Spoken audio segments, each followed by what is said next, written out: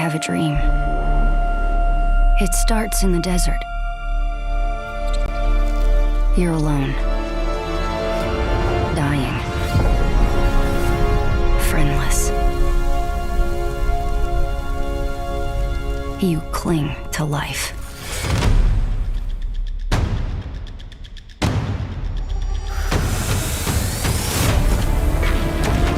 The desert wants you dead, Off-worlder.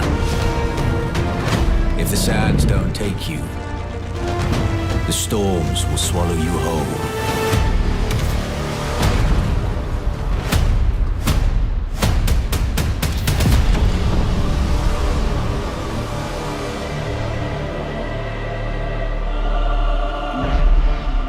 In every danger, there is opportunity. The foundation of something greater. A power waiting to be harnessed. Desert power.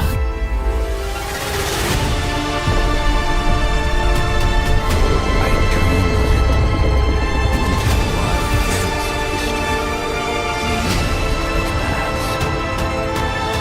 Master Arrakis, and it will open your mind.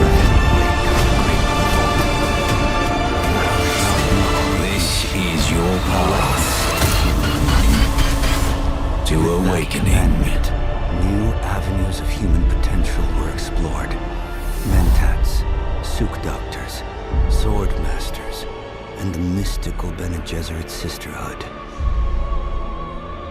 But it was the Navigators and their monopoly on space travel that set the conditions for the Imperium. But I am telling you of the universe you already know. Let me describe the one you do not. In this other universe, my mother, Lady Jessica, consort to Duke Leto Atreides, gave birth to a daughter, a girl they named Ariste.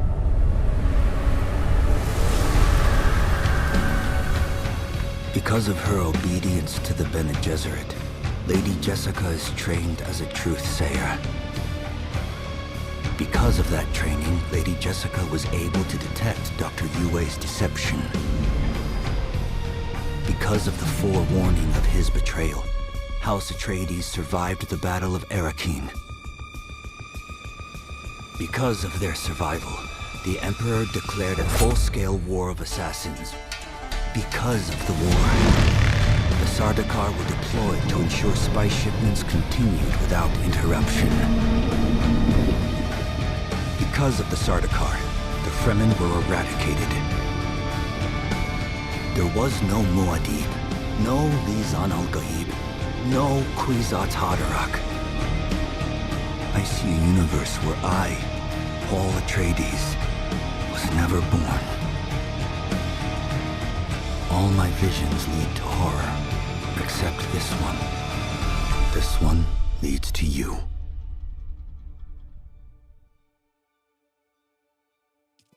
Welcome, ladies and gentlemen, boys and girls. I hope wherever you are, on whichever time zone you are having a fantastic time. As always, I'm Neo, and we are returning to the last day of Deep Desert before the Coriolis storm wipes everything out. I apologize for the disconnections and technical issues earlier. I don't know what is going on. It's either my PC or Chrome. Something is not right. It's like, well, it's definitely Chrome. It feels like Chrome is running on a 100% loaded CPU, but the game is smooth. Very weird.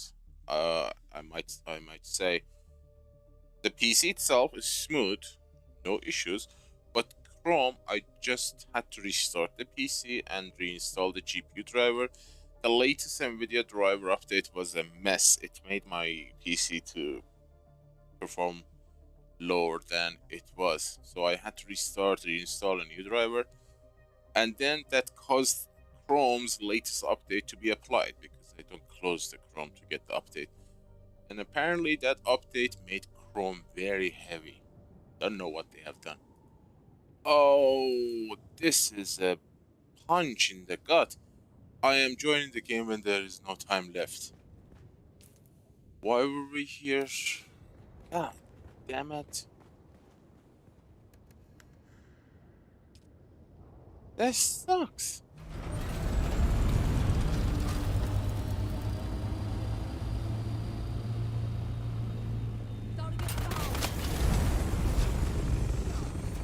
They come to get bodies.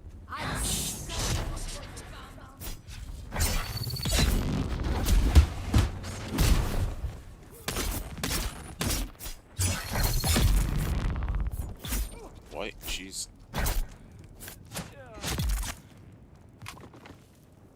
What's up with these guys? See, the game is smooth, but if you watch the stream at the beginning, the trailer I play always at the beginning and end, it was very slow. I guess it's a Chrome issue, not me issue. But look, the game itself is high frame rate than before. Incoming. What the hell?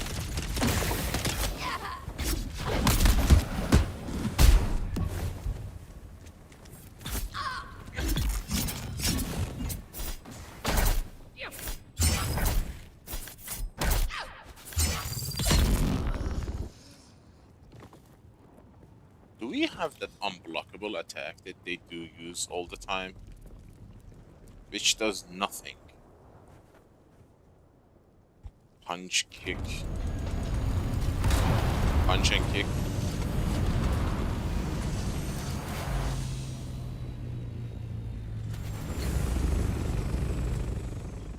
Shields on.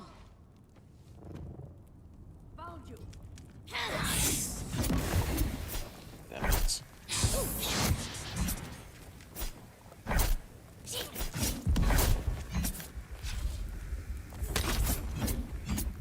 Why? What is going on?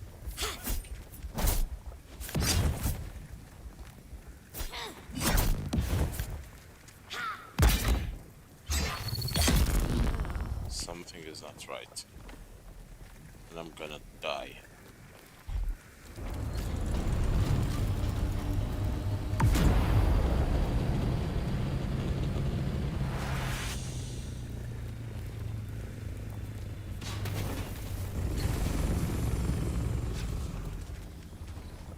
Someone's here.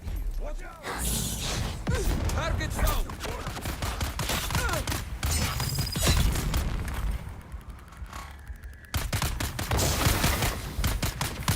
Reload! They're coming!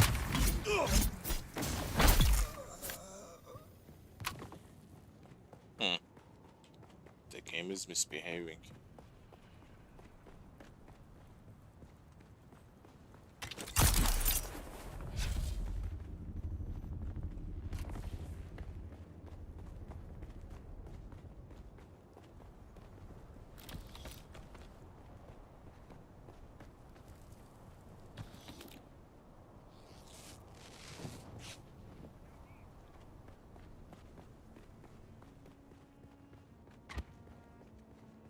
Eyes on hostile!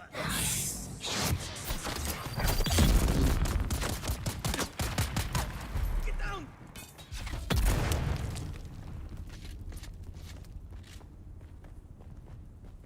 I see someone. No, you don't see anyone. Damn it. I came on like See that. someone.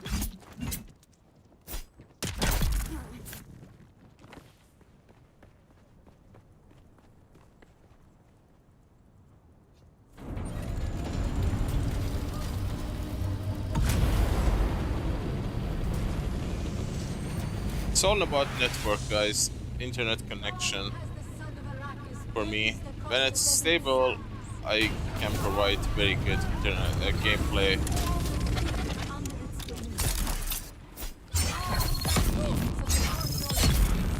Across the mountains, so too have they swept through uncounted minds, scouring the truth of history from 1,000 generations. of death. Through all, But and when the beyond internet time is and bad, space, everything is one bad. has Attack!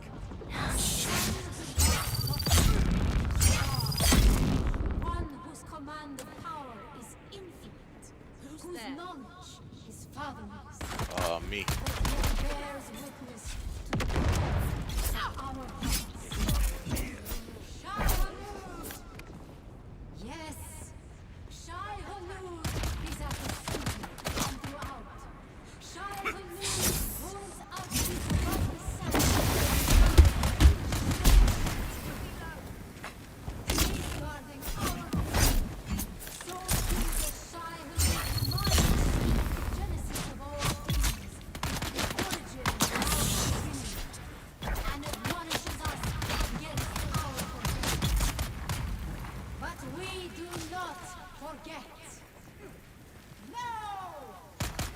For that is what Shai-Hulud demands. That we are steadfast, that we endure, that we are ever changeless in our remembering. In direction, Shai-Hulud is guided. In judgment, resolute. In movement, inexorable. In authority, absolute. We must, Kharet, shoulder this burden and win the rewards of the victory. We carry the words, and we triumph over our adversaries. Cool. Not all Fremen have kept their One bond. more and we can go back to live to see what's going on. Have been constant in their devotion. No, our so-called brethren of the desert are Fremen in name only. Fremen is a name that unites them. Yet I say it is a name that sets them apart. It is a name that now christens the fallen. A name that rivals the truth. No, that name we no longer use. What's that sound?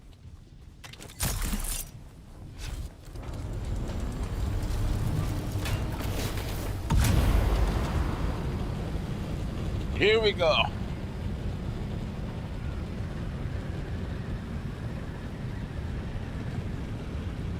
That goddamn crawler between servers can't come soon enough. Increase the goddamn storage to 50.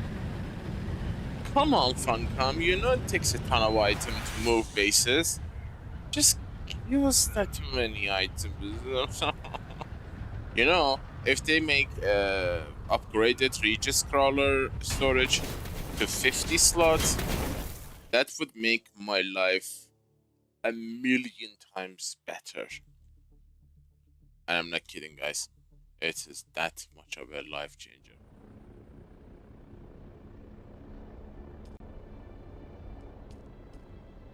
And I hope they consider it at least.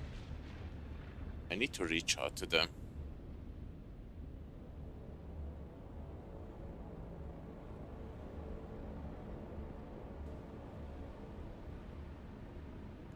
Wonder if they would care.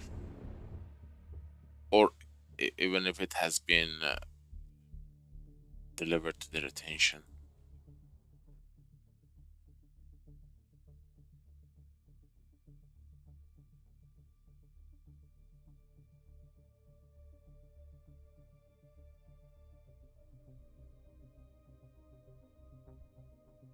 $15 to go. We are officially 24 hours to Coriolis. It's gonna be fun.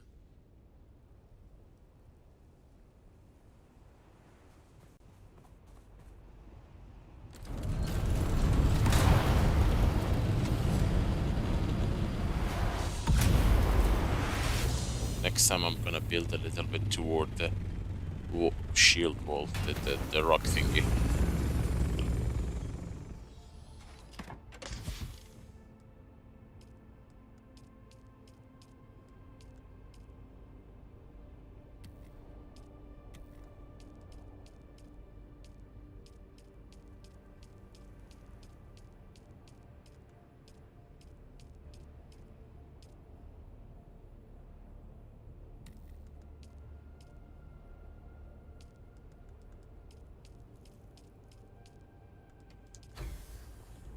don't have any extra corpse? No, you're kidding. Damn. We don't. Oh, that makes things a bit weird. Wouldn't you say, guys?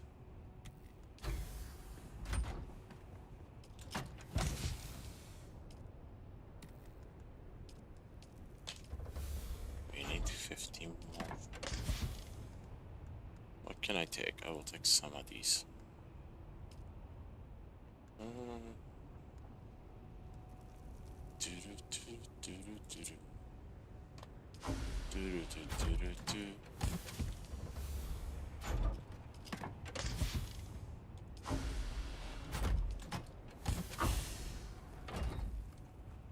Time to check the stop fee. We have, holy mother of God, 15 days. Okay, before the server restarts, we can go to Arakeen, dump this plastinium and the melange in the exchange. Because, you know, don't want to repeat the mistake of the last week, taking them back to the main base because I'm running out of storage.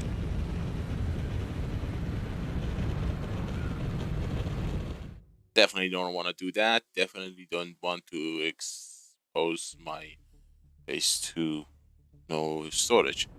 But if they're not gonna go, if they're not gonna be any use for armor, although, for the love of God, I think the smart thing to do would be to hold on to everything I have until chapter 3. That's rework progression, which is gonna include Landsrad as well. They're completely changing Landsrad, so it's gonna be contract based, not just go dump something there and that's it. That's so rudimentary and basic and weird and stupid. I have stopped doing it because I have everything I need, and I will never touch it unless there's something that I don't have and I need to unlock through the Landsrad. Aside from that fact, it's completely waste of time, and I will never ever touch Landsrat. And they're changing that, so now it's gonna be completely different. And because of that, I was not going to. I was actually going to do a little bit house cleaning. Probably will open 10 storages. So, but now that the next update is complete overhaul of those things, I am gonna hold on to my armors, weapons, those gears that, you know, never been used even in Landsrat, which I hoarded. So let's wait till the chapter 3 and then get that, especially get that backup, base backup tool. That's gonna be so sweet. I'm just gonna pick my base, find a new location, place it there. That is gonna be so good. So many things I need to do, but I am kinda deadlocked because of the game. Now I'm gonna be able to do it. Thank you, Funcom, for these changes. Please release them faster.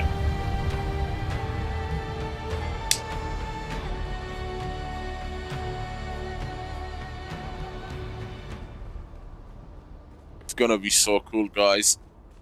Imagine a base backup tool. That's crazy. Anyone selling anything useful? Go away. Dude, go away. Crew, shutdowns, bladder, 1 million, 1 million, 1 million. No, anything below 500. Hard up, hard up, hard up, hard up, hard up. Bellari, hell yeah.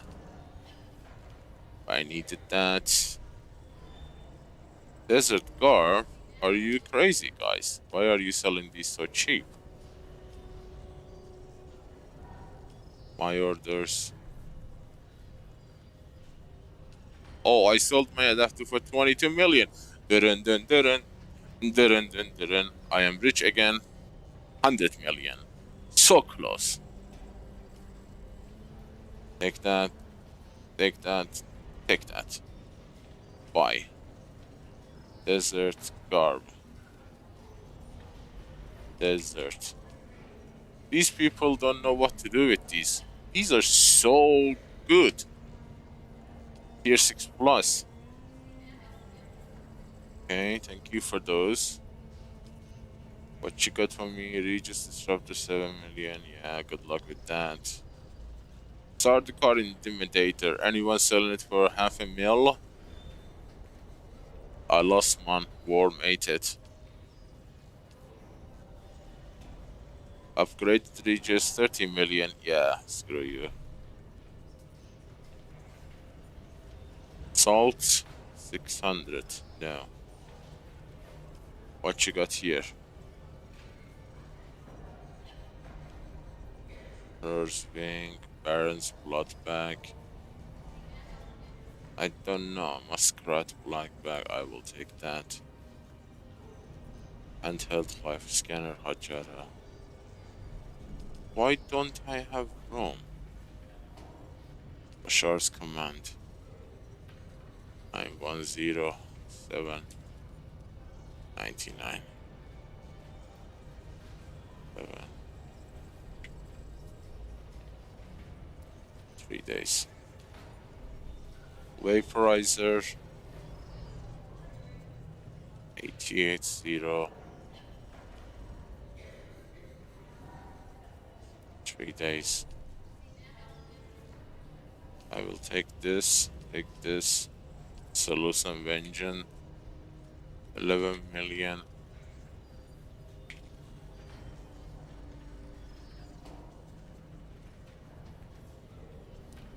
Three days. Pulse replica. I will take that away. Don't have room. Why don't I have room? Oh yeah. Sorry. Forgot I am overloaded.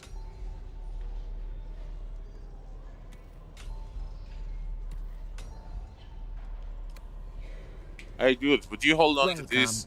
Would you like to? Hold on to that. These are gonna be here. Oh my god, look, I am almost halfway in the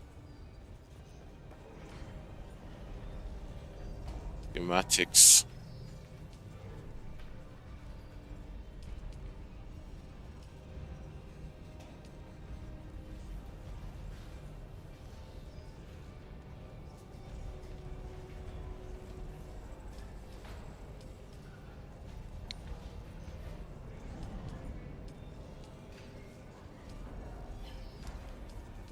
No free slot in exchange. Oh, here.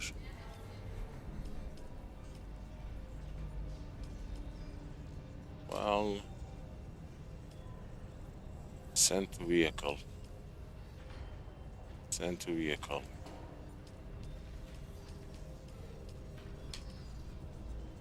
Yeah, dude, hold these two. Welcome. Would you like to?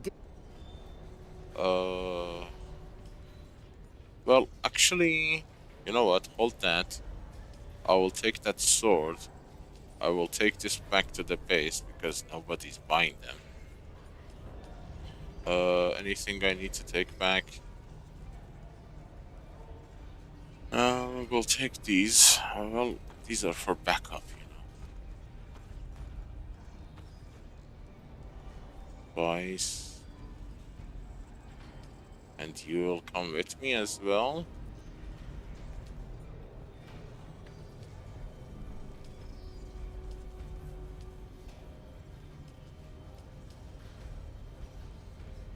Clapper. Yeah, that's about right. Ugly. Ugh.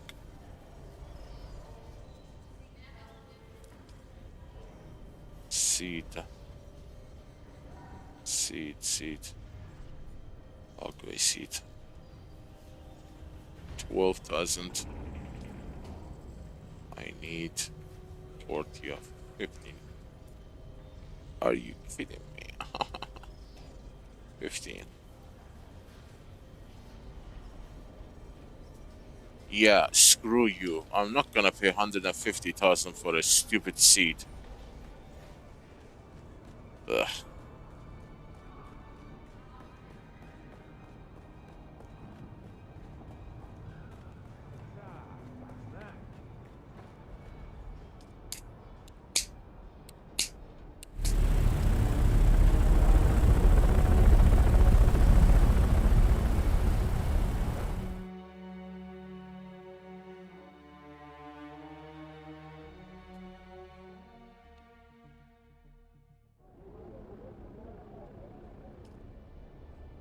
Let's see if we are gonna get a brutal restart.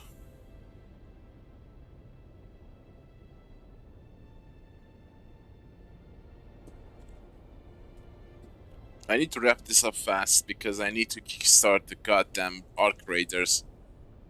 Oh, the game is a week old and I'm still bugged in Dune. It's just showing you that Dune is that addictive. Dune is so addictive, I can't play the newly released game that is in my library ready to press play.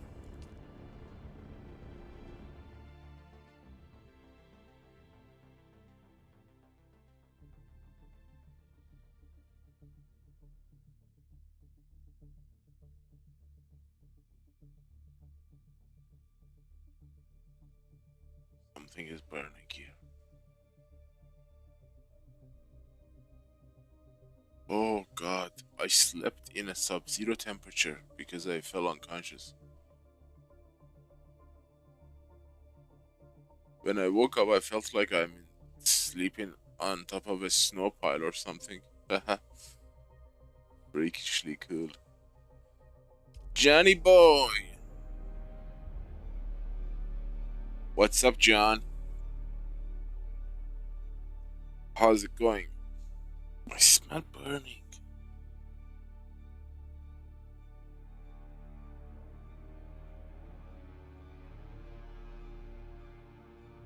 How's the spice flow? John, are you getting a lot of spice out of deep desert?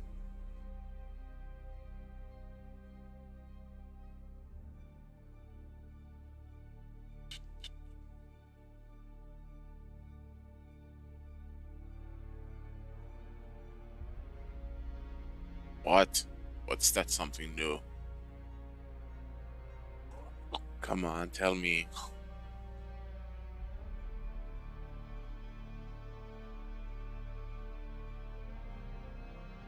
Why did you do that? They're literally giving us a base backup tool that you can take your entire base and copy paste it in another location with everything inside. Chests, refinery, fabricator, and every single item inside them.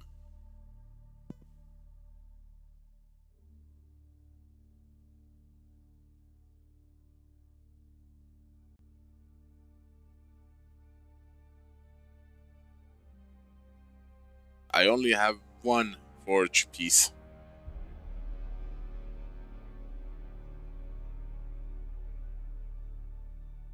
Which is the chest. That is, there are two items that are extremely rare for me, my character. One is a forge armor set, another is a Sardaukar intimidator.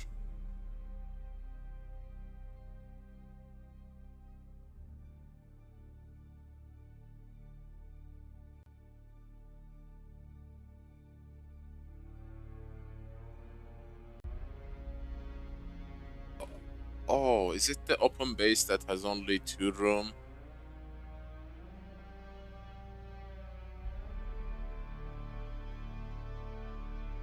Yeah, I should definitely take a look at that. E6, you say? E8. I missed it.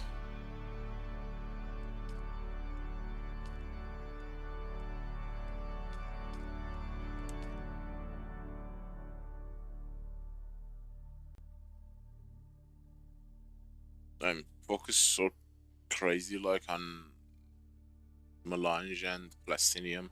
I don't even know where the testing stations are. So focused that my spice refinery is at 60 hours. So focused that I built a second spice refinery in my deep desert base. How crazy is that?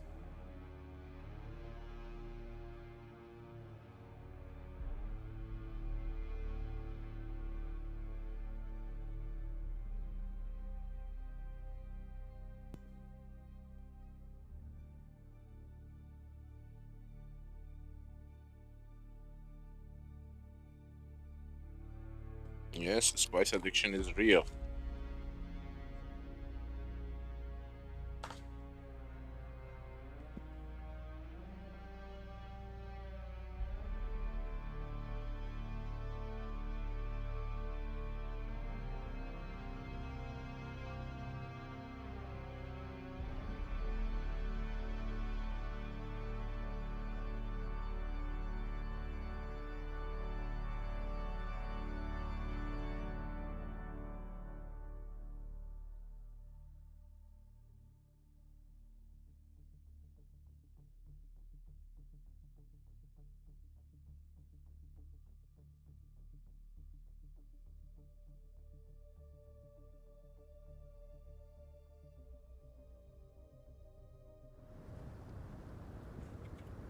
Why am I spawned?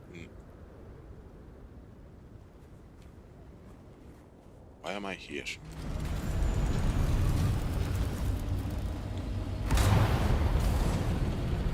YouTube algorithm is so freaking weird. If you use Spice Addict, it's okay. If you use Spice Drug Addict, it is stripping the algorithm. That's why we need to kill it, guys. Help me kill the algorithm. After you reach a certain threshold of having viewers and all that, the algorithm eases off. Doesn't mind if people say everything.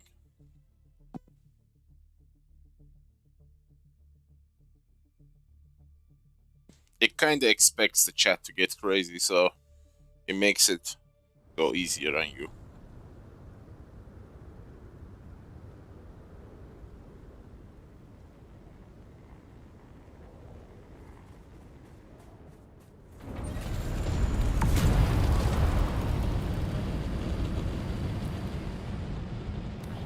Has been provided unfettered access to the sealed records and testimonies of those who survived the Carthag incident.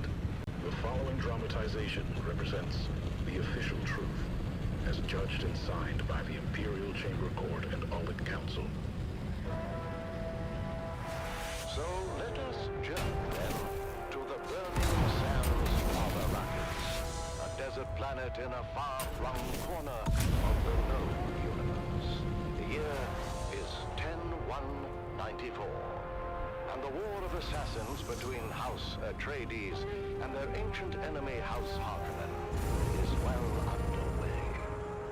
We join our story alongside a capacity crowd at the Great Carthag Amphitheater.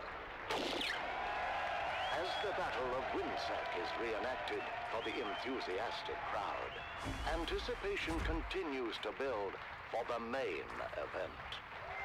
The history-making return of the legendary gladiator, Argus Beer.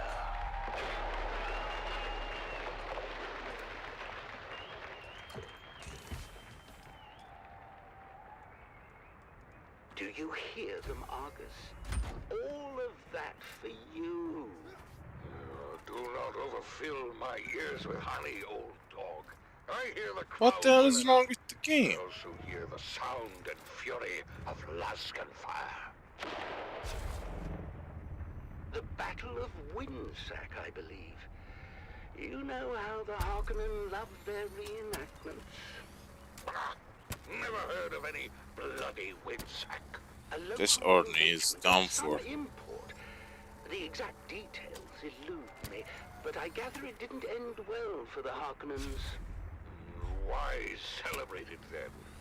I'm told there is some disagreement on the specifics of how the battle concluded, and who, in fact, was responsible for the rather costly destruction of a Spice Guild facility situated there. The Harkonnens, no doubt. I believe the Baron would claim otherwise. He would, wouldn't he? Where is my damned spice?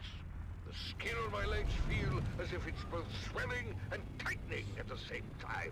The pressure's building. Oh, where's my damned spice? That Harkonnen bootlick should be here by now. There he is. Control yourself, Argus. And do keep in mind we are here at their sufferance. Now, enough of your prattling, Page. You're beginning to sound like my sixth wife. Damn her eyes. Oh, hello.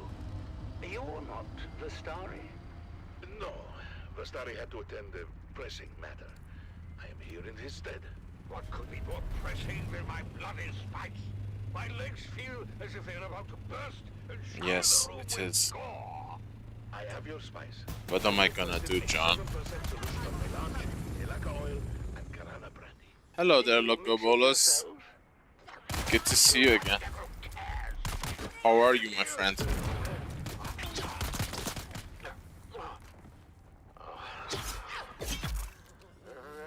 No, Polish. Go easy on the lad.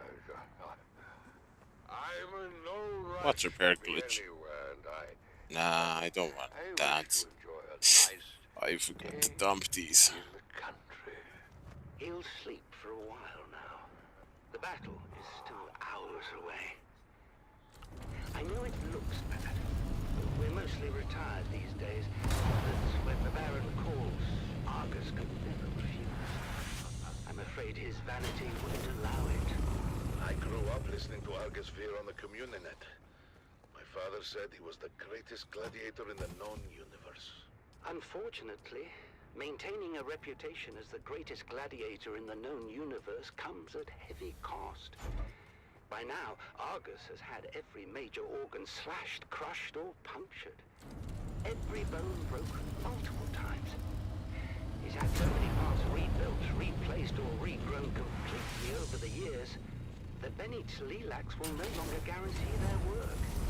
They say he shouldn't even be alive. I had no Great idea. shot. No one does.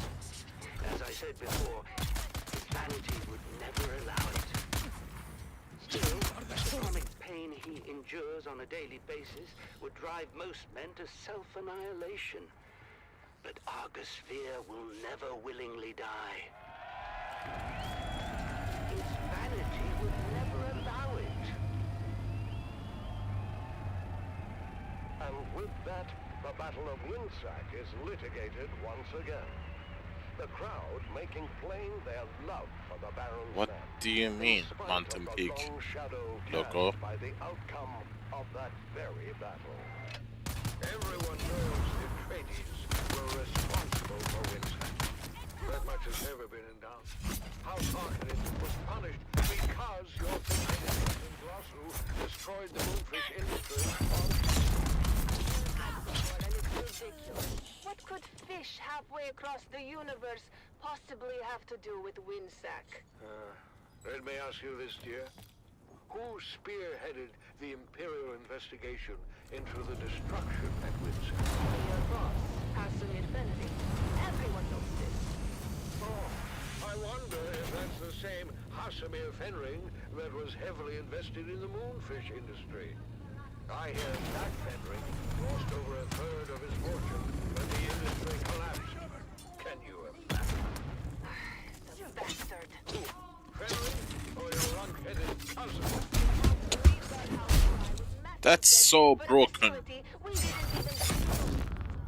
You know I love you with your whole existence. It ignores every hit you are making. But if someone deliberately reduced our holdings by a third, I would skin them alive, of course. spoken like a true Harkonnen, would you deny Count Fenring the same I think accommodation? this pony is not turning properly. I doubt House Harkonnen is substantively injured in anything other than pride.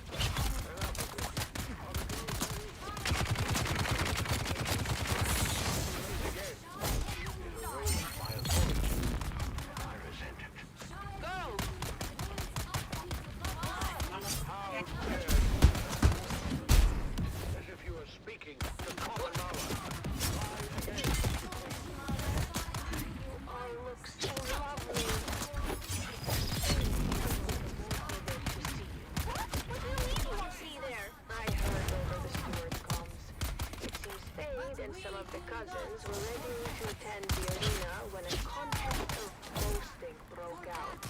Of course, it wasn't long before an impromptu hunting party formed, and the group found themselves on a highliner bound for Rosek. Rosek? I'm not going. Me neither. You're going. Consider it your sole familial obligation. I had those dresses brought in from Chusek at great expense. You will be seen in them. Not by Fate Rota. Emily's the only one we care about. Fate is the premier get as far as eligible bachelors are concerned, darling. Since the Atreides group humiliated him at Arson, Fate has been actively receiving suitors. Wars, you mean? Oh, you're fooling yourselves, girls. All of you. You haven't the slightest chance with Faiz Rasa. No! His mate will be selected for political advantage above all. And we offer none. I know you think me cool, but it's the truth. Saved by a knock at the door. Grim tidings, High Prefect. Girls, out. You stay, darling.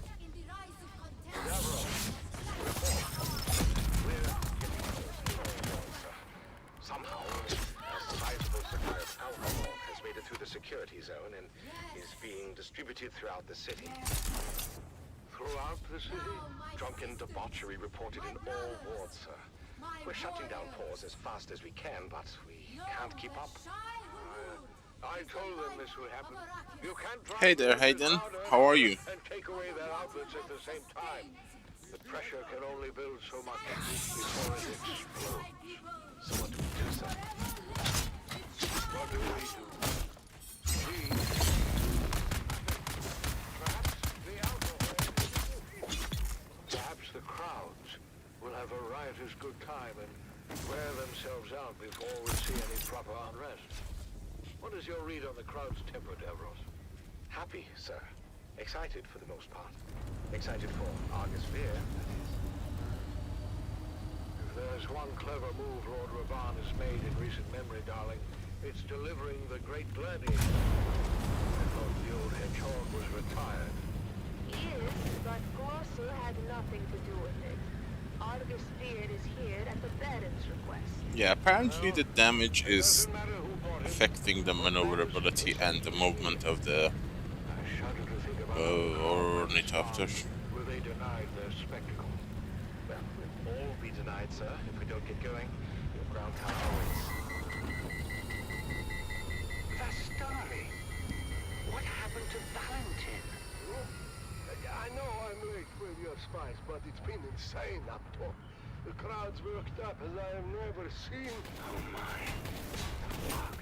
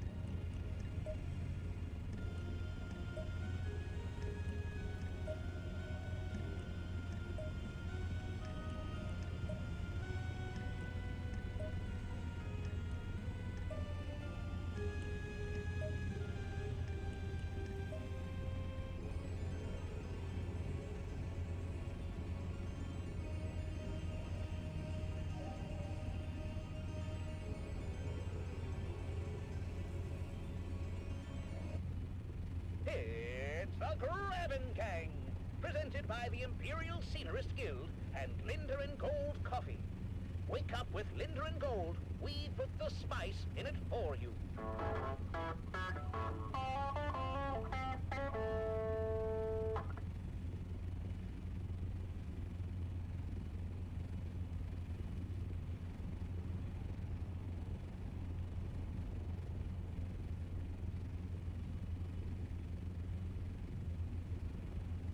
The Graben Gang was recorded before a live studio audience. Another day, another Solari. Breakfast is ready. Well, then, so am I. Yeah, that was a while ago, Aiden. It's a great morning, sunshine, especially since we're starting the day with the daring gold coffee. You know, they put the spice in it for us. Thank you, daring gold. Morning, Mom and Dad. Canute asked me to go to the festival with him. Wait, which one is Canute? The one who dresses like a Kirab? No, that's Faisal. Canute is the one with the, you know, the father is of the siege persuasion. Oh, the Fremen half-breed. Dad, stop being horrible. They're called Town Fremen, and they separated from their siege brethren generations ago. Someone is already on a spice field, damn I know it. you're going to the festival together. John. I'm forcing Canute to go and help him. Forcing him? Why? He's been mopey ever since the Fremen disappeared. I want to lift his spirits. Oh, that's so sweet, honey. Well, you better get used to the idea. I don't think the Fremen are ever coming back. The Emperor made sure of that. Ugh, I've got to go. Bye, Mom. Bye, Nana. What am I? Job slick? What about you, Dove? What about me? Don't be coy. I know you're mad for the festival, especially the spice cake competition. Oh, this is my year, Marika. The golden hat will be mine. Ooh, working on a secret recipe? See, that would be incorrect, my dear, because I am not working on a secret recipe. I am working on the secret recipe. Let's see how much water has been made by the Come on, filters. Dove. You say that every year, and every year Old Man Rashad's spice cake takes the hat. Well, not this 3 year, million, not lovely. bad. I've got a super secret ingredient that's gonna blow the judge's mind. Is it more spice? Because if it isn't more spice, you're wasting your damn time. Shut up, Mum! What's your secret ingredient, Dove? Oh, you know, just a little something I picked up from Frank. He calls it Flavor Enhancer 3000. Frank, are we talking about the Frank that built a fart filter into his still suit? No, don't be insensitive. He has gastrointestinal issues, and it's not a joking matter. Oh, then you must be talking about the Frank that invented the thumper with a musical accompaniment. Well, I'll have you know that was genius and worked as intended. I mean, unless you stayed around listening too long. Oh, I'm sorry, Dove. I don't think Old Man Rashad has too much to worry about. Maybe you're right. Maybe I should give the flavor enhancer a pass. I told you, dummy! More spice every time! Stay out of this, Mum! Come on!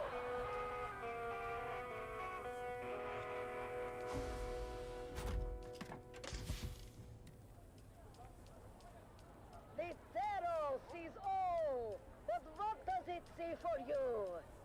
Have your fortune told and learn what fate has in store. Only 25 Solari. Did the judge come around yet, Dove? Not yet. Where's Junie? Looks like they're in line for the fortune teller. Oh, no! That's Old Man Rashad's move! Look at that line. He must be giving out free samples again. Well, that's not fair.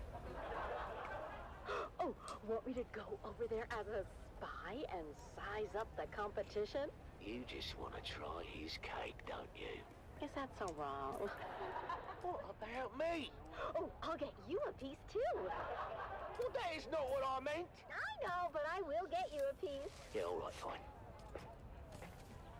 Hey there, neighbor. Frank, I didn't think you'd show. I mean, well, you know, because I wouldn't use your indention. Come on, Dove. Have you ever known old Frankie boy to be a quitter? No, but I'm still hopeful, you know. Come on, buddy. Have you scoped out the competition? No, but my old family deserted me for old man Rashad's sample line, so I can take that to bed with me. Oh, I've been through his line twice. That cake is better than ever. Oh, thanks for the morale boost, mate. Yeah, I'm not too dry and not too moist. Just right, is it? So, what do you say we make it a little more? Wait, is that what I think it is? Well, that depends. Do you think it's a flavor enhancer 3000? Isn't it? Ooh, right on the money. Let's sprinkle some on. Not sure about this, Frank. That's why you got me around, Dove. I'm sure for the both of us.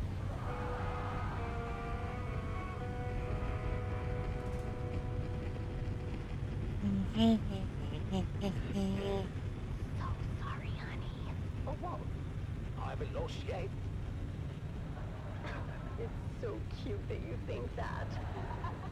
Ladies and gentlemen, it's time to announce the golden hat winner for this year's Spice Cake competition. Great. And the winner is Dove Denick of FPF. Pink Time is doing fantastic. God damn it. He said Dove Denick of Depot 12.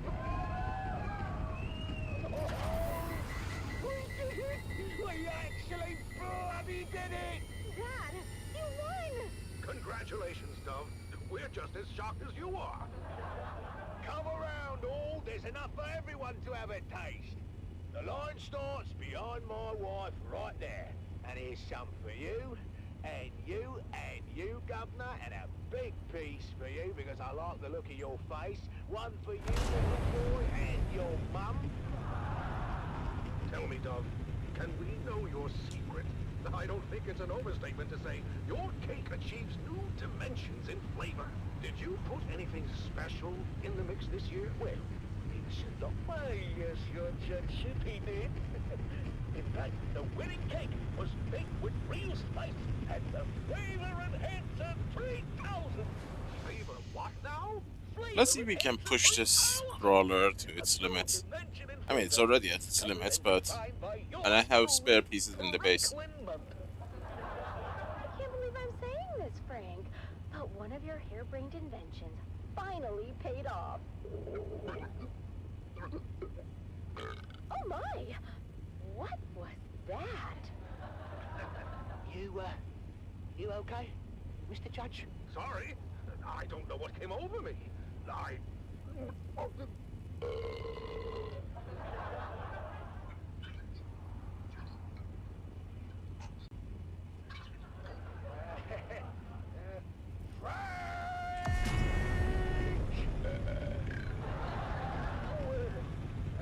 forgot to tell you about that, bud. Whoops. What part, Frank?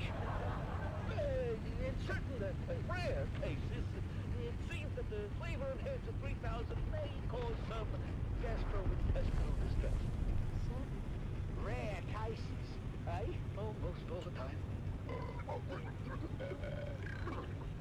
In light of this new information, Dove, I'm afraid we cannot award you the golden hat.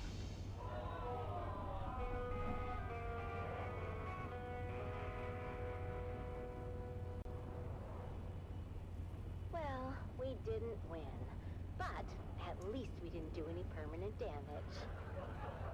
Yeah, Dad, that's progress. Well, you know what? All things considered, I think we did pretty good today. Yeah, we did.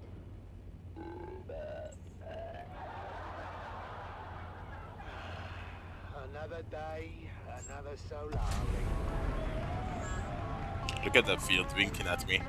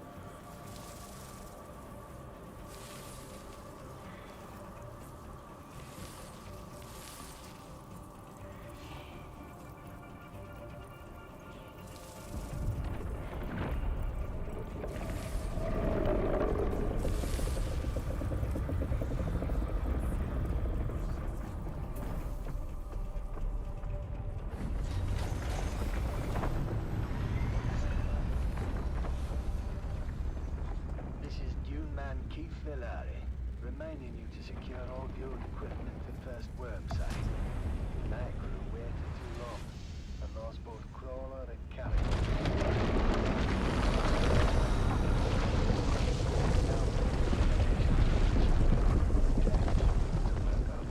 To the guild. Profitable. Safe.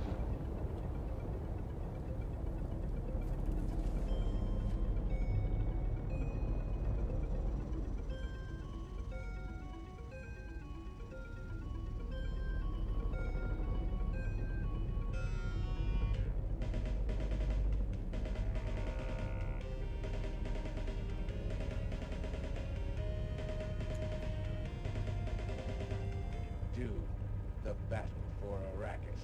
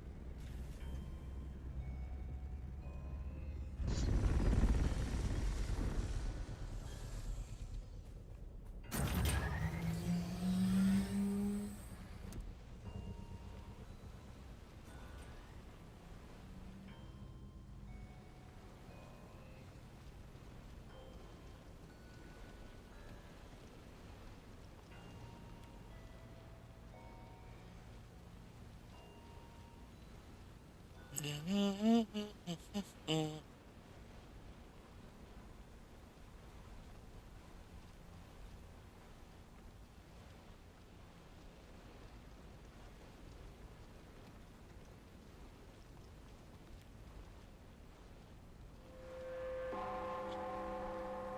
Combine Harnett Communinet Theater presents an Arakeen Playhouse production of 5 Days at Carthage. Brought to you by the generous patronage of the Padishah Emperor and the tireless support of the Spice Miners Fellowship and the Leisure Committee. And now, it's time to dim the lights and return with us to those fateful days before catastrophe came calling. It's part 4 of 5 5 days at Carthage.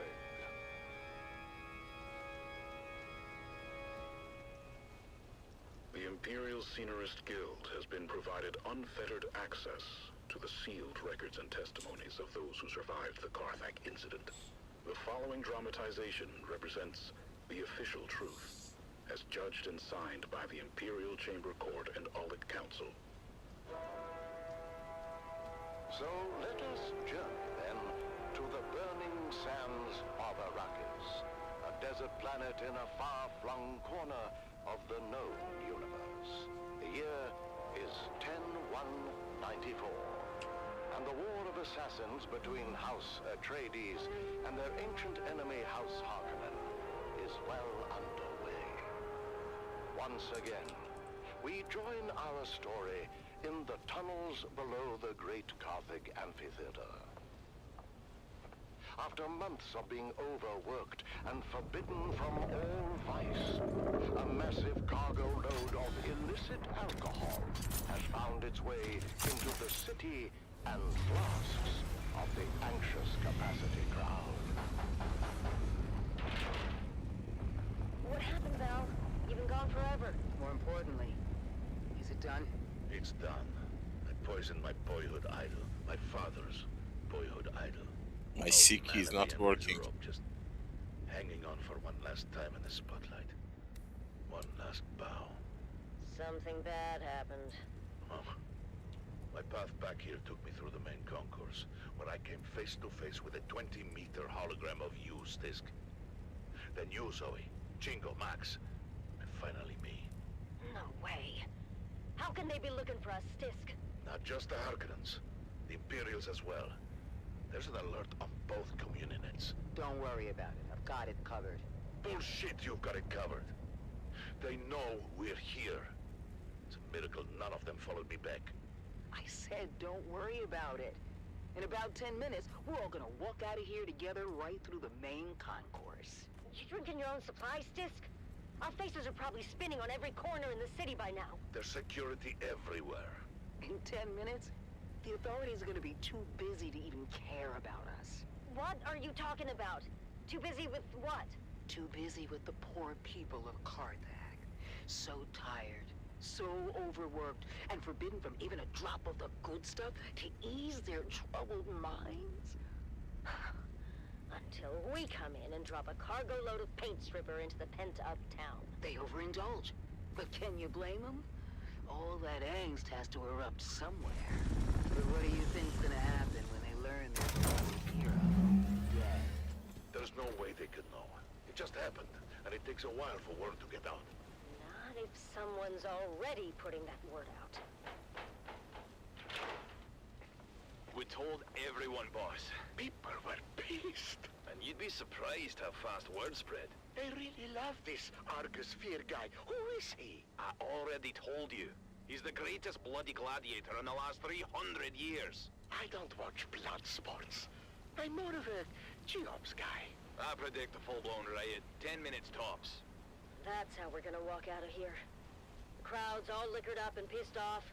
When they hear Argus Veer is dead, there's gonna be blood in the streets. It'll be impossible to track in the chaos. Oh, not just the crowd is liquored up. How about the whole damn city? But how do they know it's us, Stisk? The vault we hit with the containers of booze? I reported it all destroyed with the rest of Simpo. But it wasn't destroyed. You lied to your own people. Then we stole from them. What the hell, Stisk? And how did they find us so fast? Our cover was blown the minute we hit Carthage airspace. No, the C key on my keyboard is not working. They do. But our cover wasn't blown by the hard. So now we have E, C, Of course they would recognize W, transponder mask. I. Do to us, Stisk. We can never go home now. Cannot add Sorry, Val. to the list too. If there was any other way. Any other way to do what? Betray and steal from our own? She doesn't care about the smugglers, Val. This is all about the Harkonnens. That's right. The Baron and all his spawn can go to hell and take their city with them. Carthage can burn to the ground for all I care. Just like Simpo. Millions could die. Or they could live. If they get out in time. more chance than my sister got. What the blazes is the hold of Davros? This ground car hasn't moved in 10 minutes. It's the crowd, sir. As you correctly surmised. Fast worm. Particularly agitated. Watch this, man. I told you to take the back way and damn the main thoroughfares. This is the back way, sir. I'm getting reports from all precincts. The people are well lubricated and taking to the streets. Father? What, Ludmilla? Can't you bloody well see I'm working? Oh, relax, dearest. The poor girl only said she has to... Damn it. I told you all to go before we left. Davros, what do you suggest?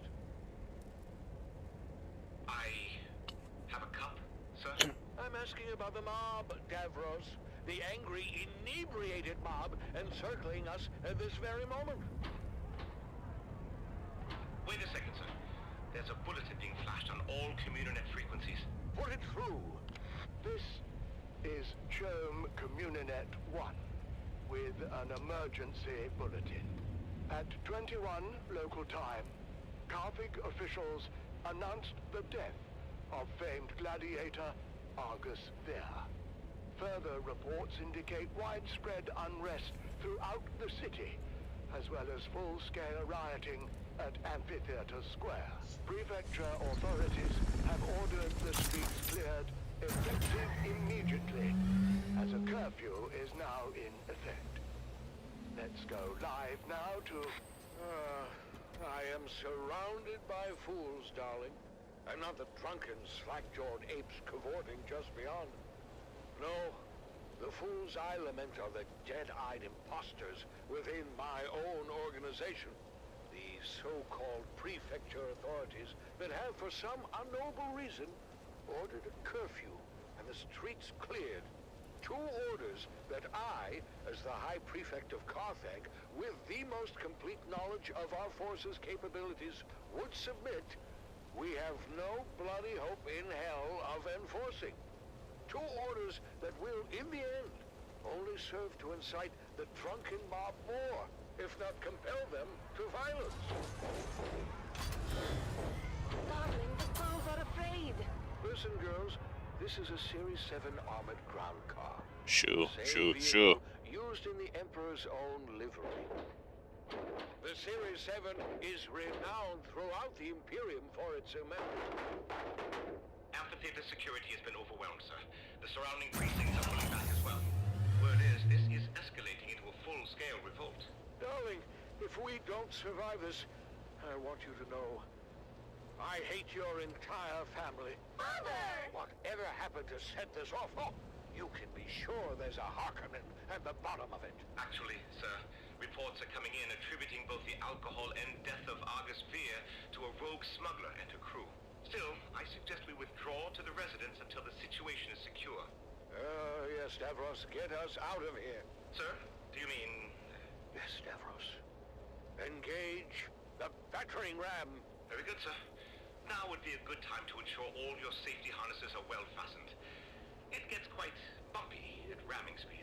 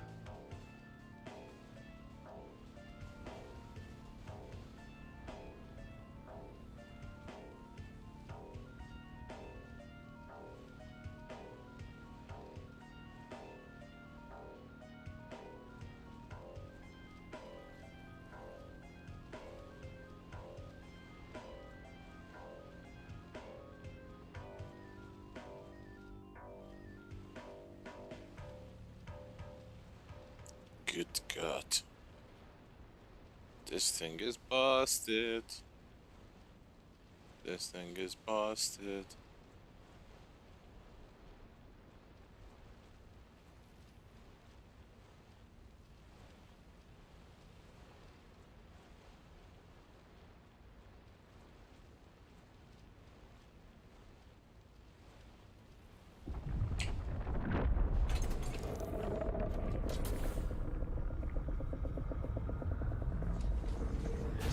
This is your master inspirator with a daily motivational.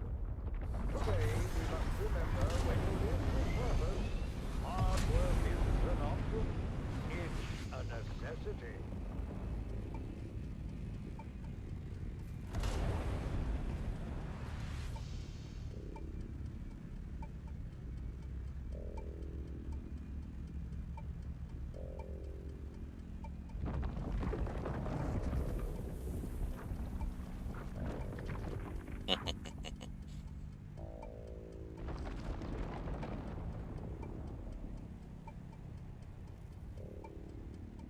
I don't think it would fall out, it would explode.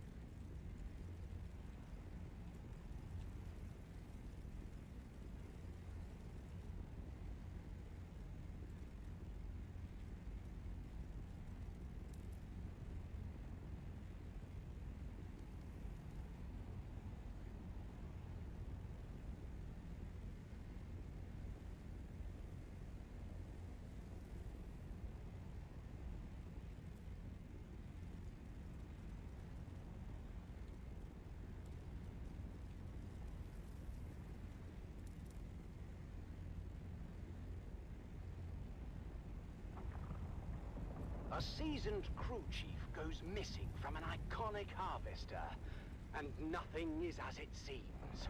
In this tale of intrigue, betrayal, and deadly ambition, the sands of Arrakis hide many secrets.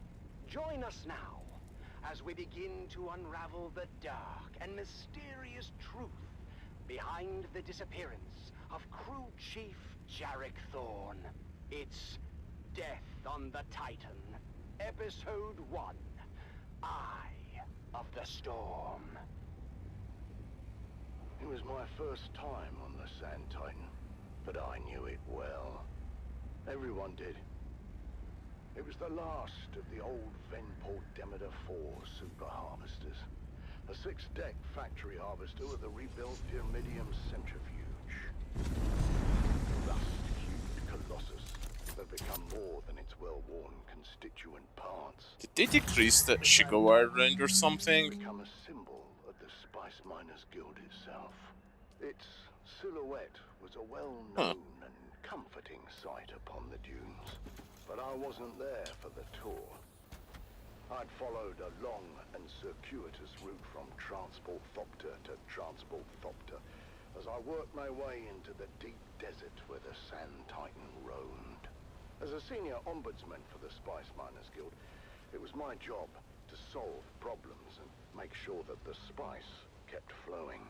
The spice wasn't flowing, though. The Sand Titan had been pinned down between two storm fronts and had gone dark for almost a week. That, in itself, wasn't unusual. The deep desert was known to be a chaotic and violent wasteland with rapidly shifting weather patterns, amongst other palpable dangers. Now, the unusual part was the content of a secure transmission from the Titan's command deck. It turns out there'd been a suspicious death on the Great Harvester, and the crew was paralyzed with anger and fear. Unfortunately, anger I think the thing that is about to explode is my container. So I was ordered out of my comfortable existence in Arrakeen to find the Sand Titan and make things right. As the last leg of my fragmented journey neared its completion, I examined Chief Thorne's guild record once more. That's gonna Chief bring the Thorne war, my was a man of discipline and was well regarded by his crew. By all accounts, Thorne wasn't one to shirk his responsibilities or fail in his duties. Now, in fact, Thorne had never even been late for a single shift until that fateful night. My first interviews were with the tool pushers assigned to Thorne's shift. He just didn't show up. I knew right away something was wrong, so I went down to check his cabin. come on, that's a fast mover. We were running dark. That means we were operating mechanical only. All electronic systems have to be shut down, you know, to protect against the heavy electromagnetic interference generated by But it is super stupid to build a container that lasts 5 days. What the hell? There's no quick way of finding them. No wonder people were so upset with the repair bug. We did it the slow way. Searched everywhere from the top down. That's the command deck, the mess, the crew deck, the crew lounges, the intake deck, the processing deck, the storage racks, shaft disposal. We even suited up and checked the flight deck. No easy feat in the edge of two hard-charging Coriolis fronts. And what did you find? Nothing. No one had seen Thorne anywhere. It was like he vanished in the thin air. Hours passed as the crew's anxiety grew with each tick of the clock. Then, in the early morning light, shift supervisor Lena Orlov made a gruesome discovery. I found him. What was left of him, anyway. His body had been pulverized in the separator. I only knew it was him from the clotted tufts of blonde hair mixed into the stew of blood and bone. Crew Chief Thorne was dead. That was for certain. And the circumstances of his death were anything but clear. But what might have been written off as an accident at first soon began to look more and more suspicious. This isn't supposed to be possible. The mechanical separator had a failsafe built in, a dead man switch to prevent this very thing from happening. Someone had to deliberately override that and multiple other safety features to cause this. At that point, Captain Andahar Noah, the Sand Titan's capable leader, sent his call for help before launching his own investigation. And among the crew, one name quickly rose to the surface. Deckhand Rico Marr. After an anonymous report, Rico had been investigated for skimming unprocessed spice, an offense that led to a heated confrontation with Crew Chief Thorne. Tell me, Tessa, how did you come to be in the crew lounge when Thorne and Rico came to blows? It was Captain Noah's Oath Day. I was passing through the lounge on my way to pick up the cake. And what did you see when you got there? Thorne and Rico going at it. Well, there was a lot of yelling at first, but it got physical quick. I mean, Rico was a big guy, but Thorne knew how to fight and laid a beating on Rico. We separated them before it got too bad, but you can see for yourself. The holocam caught the last part. Think you can humiliate me like this? I'll be shitting teeth for a month. Count yourself lucky, thief. In the old days, they would have fed you through the mechanical separator. I have no bloody idea how that got there. I've never seen that before. The incident had been diffused, for the time being. But the tension between Thorne and Rico was palpable. Was it enough to drive Rico Marr to murder? That's what I was working to find out. I was shift supervisor in Chief Thorne's next rotation. And how would you characterize Thorne's state of mind? Thorne was worried. He didn't report the fight with Rico straight away, which is weird for such a straight arrow. What happened next? We don't know all the details, but holocam coverage tracked Rico to Thorne's cabin later the same night. There was some kind of second altercation. Did Rico have an alibi for the time of Thorne's disappearance? No, he didn't. He claimed he was in his quarters the whole time. But the stormfront had closed in and we were running dark. There was no way to confirm his location with the holocaps. So, with suspicions mounting against the deckhand, Captain Noah ordered Rico Ma to the brig. And what we found next raised even more questions. What am I looking at? That's a mnemonic film wire containing a coded message to Thorne. I knew exactly what it was, but I wanted to learn what the shift supervisor knew. As far as we could tell, the code was based on old cipher used by Atreides signal intelligence. The plot was thickening. Why was Thorne receiving secret messages from the Atreides? And why was that message in Rico's possession?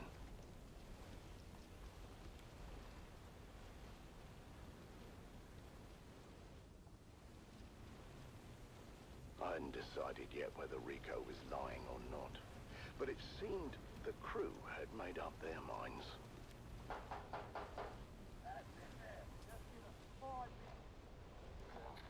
And souls must grieve. Approaching from different directions. Sister Alara has reached the chamber first. The massive stone door closes behind her, trapping her inside with one of the most fearsome creatures in the Imperium, a Lhasa tiger, its muscles rippling beneath its striped fur, chains rattling as it moves. The Lhasa tiger, known for its immense strength and ferocity, is chained in the center of the room, guarding the seal that the victor must press to win. Sister Alara is attempting to use the voice on the tiger. Listen! Obey. Stand down. The tiger isn't responding. It's immune to her control. She's trying to keep her distance, but the beast lunges at her with claws extended. She's down! The tiger has mauled her. It looks like Sister Alara is finished. Now the Fremen has entered the chamber. The door closes behind him with a resounding thud, trapping him inside with the tiger. The tiger leaves Sister Alara's bleeding body and charges at the Fremen, its roar echoing through the chamber. He's fighting with incredible skill and determination, climbing onto the beast and driving his great knife into his neck.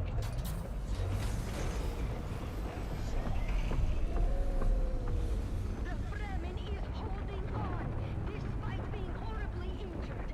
One of his arms has been torn off, blood flowing freely, but he keeps fighting, stabbing the tiger repeatedly. Unbelievable! The tiger is collapsing under his relentless assault. The Fremen has done it. He is the last contestant standing. The crowd is silent as the Fremen struggles to his feet, his body battered and broken, stumbling towards the seal that will end the game. He's almost there. Step by step, he's making his way. But wait! What's that? Stop! Kill yourself.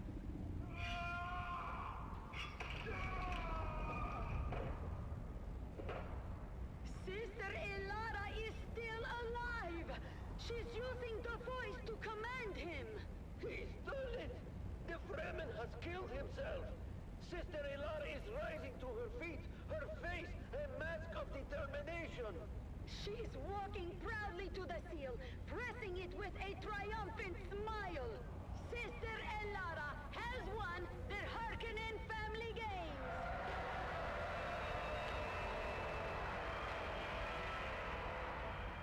An astonishing victory! But wait! Who let you in here?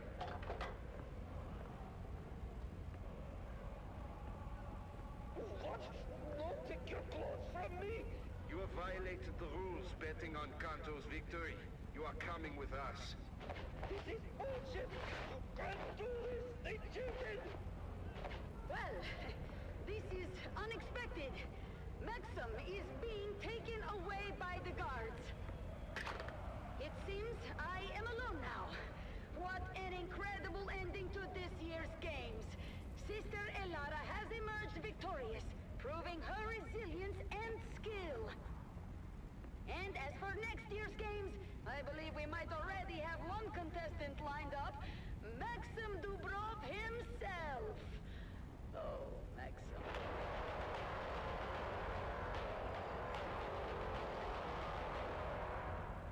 Thank you for tuning in to the Harkonnen Family Games. This year's Mantrap has been one for the history books. Stay tuned for more updates and future events on the Harkonnen Network. Until next time. The Harkonnen Network, where every moment is an opportunity to prove your loyalty and strength. Strength through loyalty.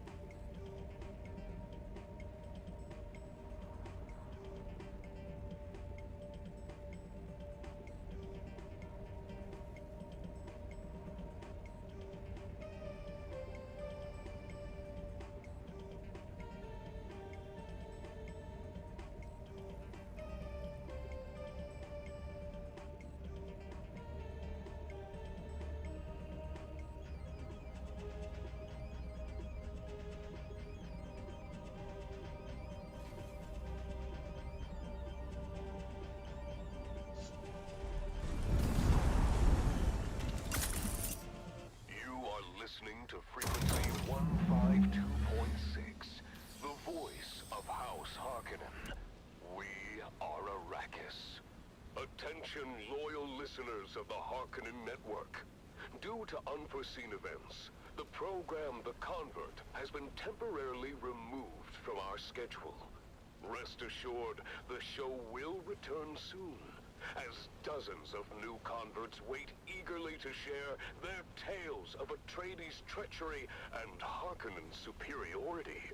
Stay tuned for their stories of truth and enlightenment. Thank you for your continued loyalty. Glory to House Harkonnen. We are Arrakis.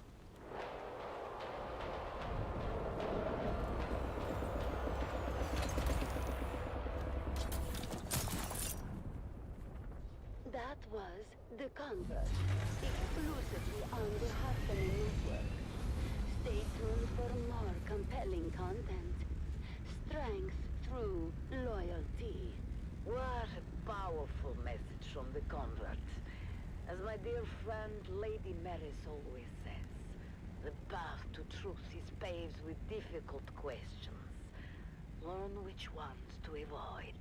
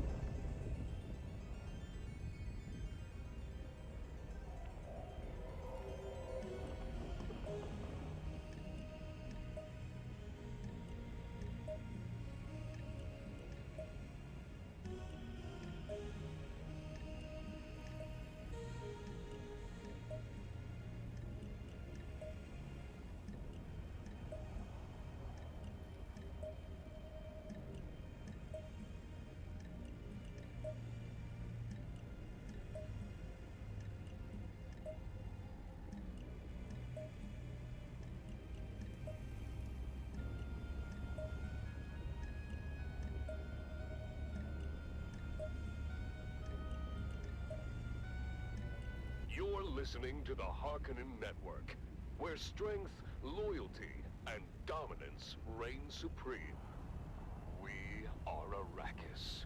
I am Sila Krum, your guide and confidant, here to lead you through another glorious day under the might of our beloved Baron. Let's start with some invigorating music to get our blood pumping.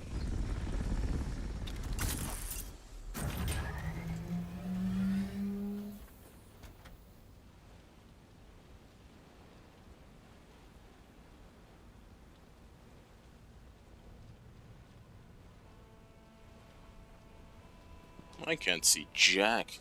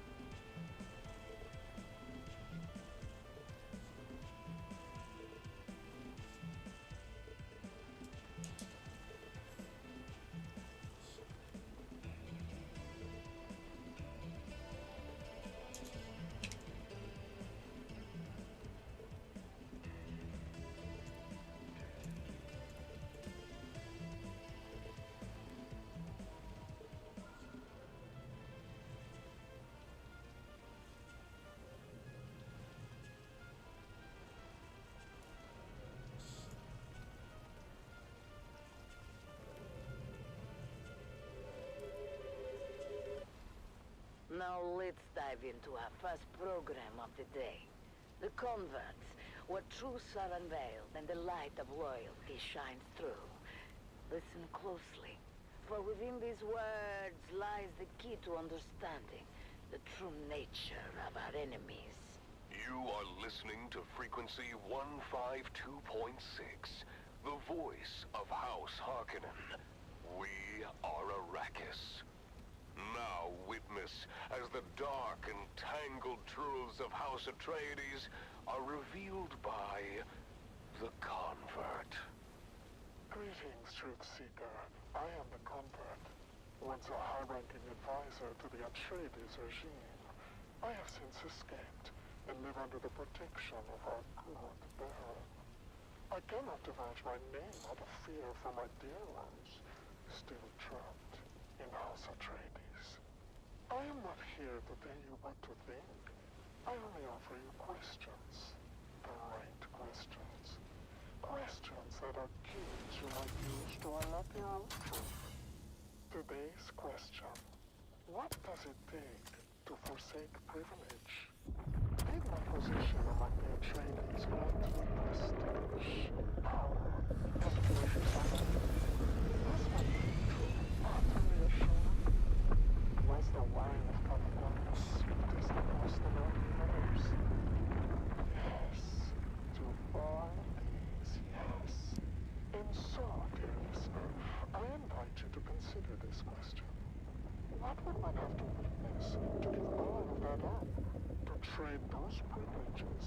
the never-ending paranoia of being hunted. Follow that question to its ultimate conclusion, dear listener, and you may just find your truth.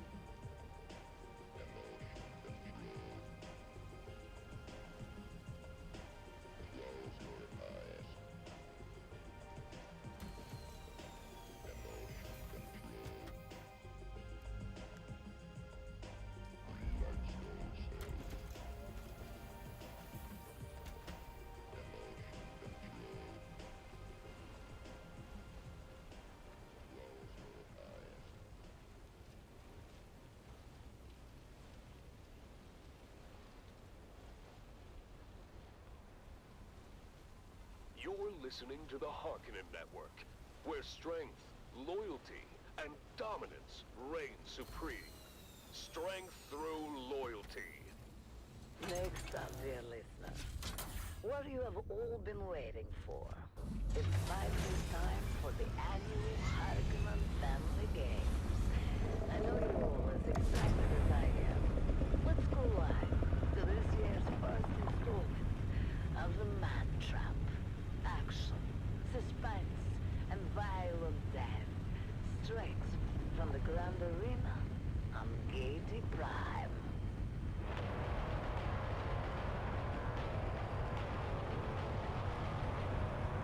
People of Arrakis, today marks the beginning of the annual Harkonnen Family Games, and the Grand Arena on Gaiety Prime has been transformed into a labyrinth filled with traps and deadly creatures from across the Imperium.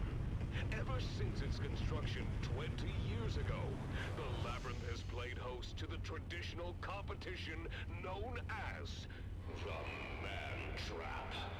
9 contestants enter.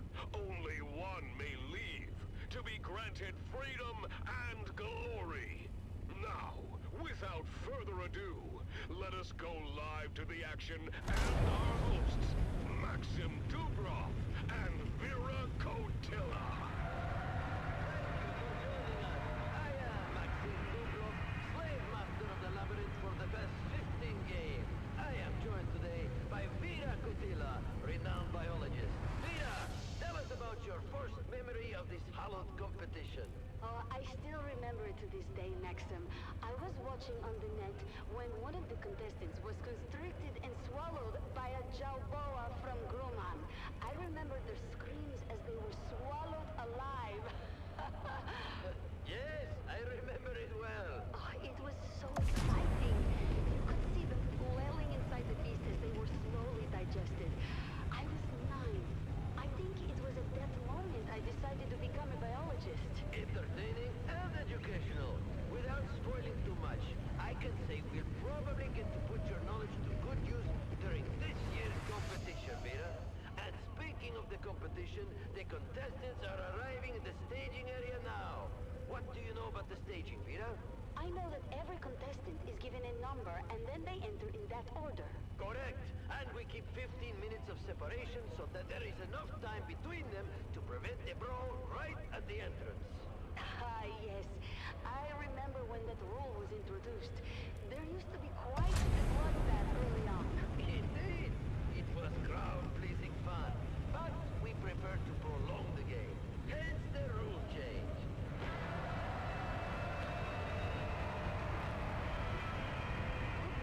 The first contestant has arrived. What can you tell me about him? Oh, I know him. That's Amado del Cid, a pirate from Lankivel.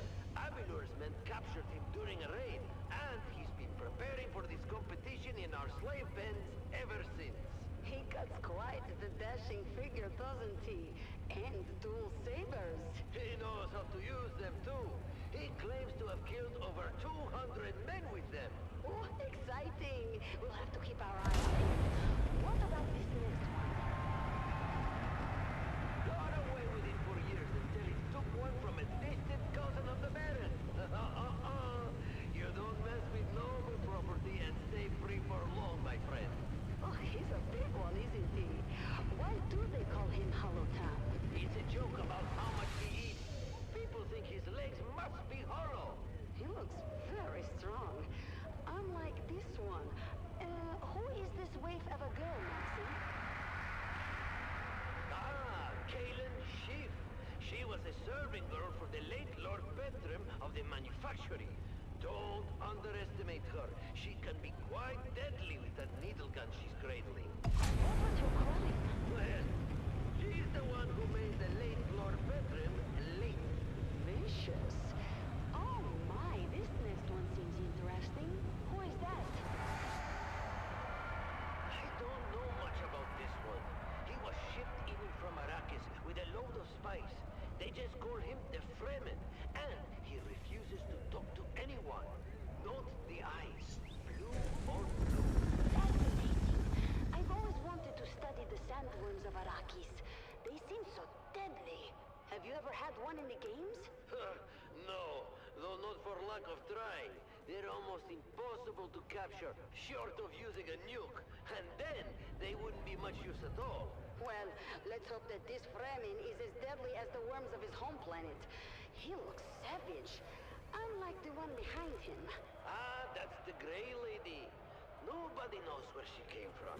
She just showed up on the streets of Giddy Prime one day.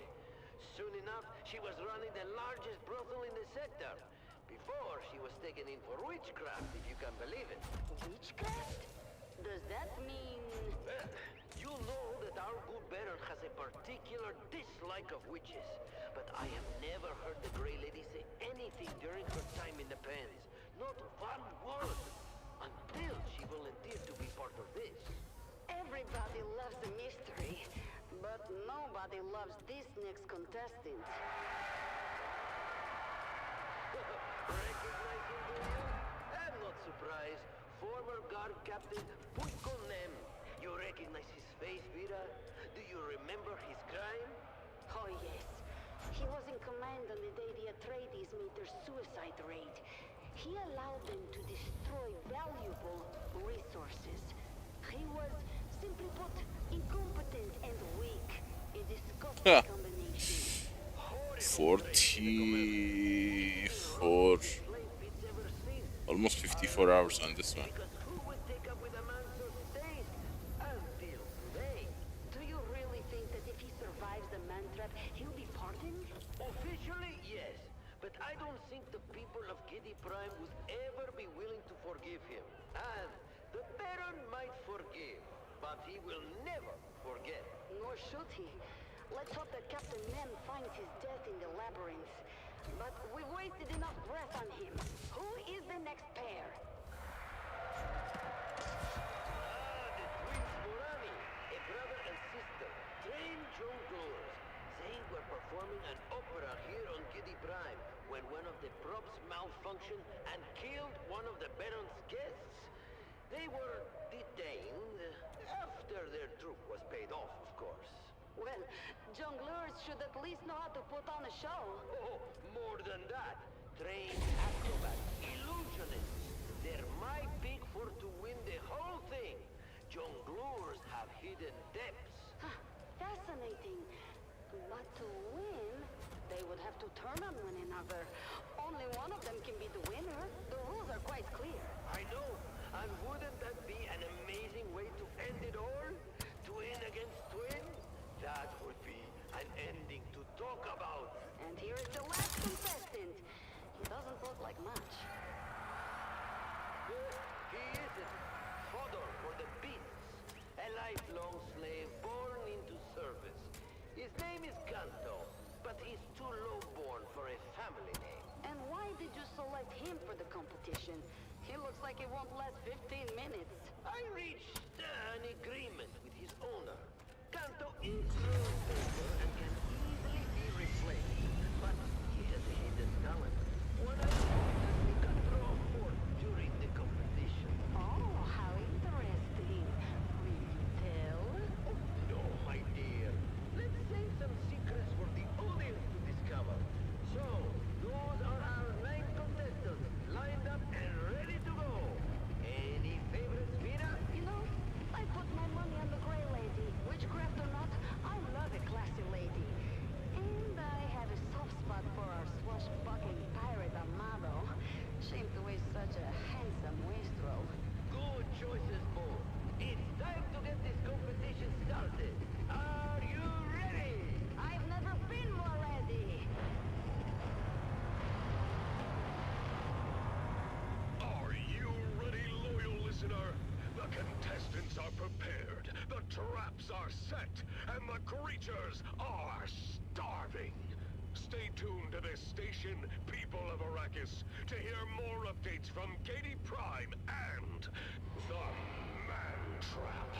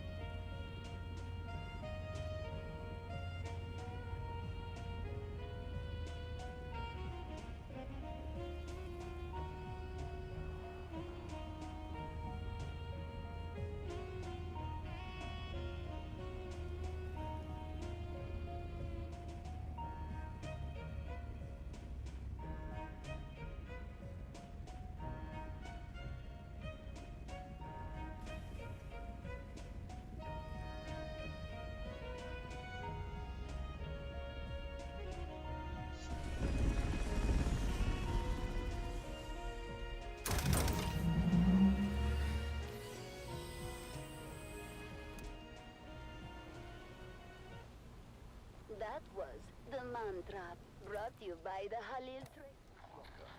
Captain Noah discovered a coded message from Atreides' intelligence. Stand for yourselves. But how? I will train you. After I have forged a new sword.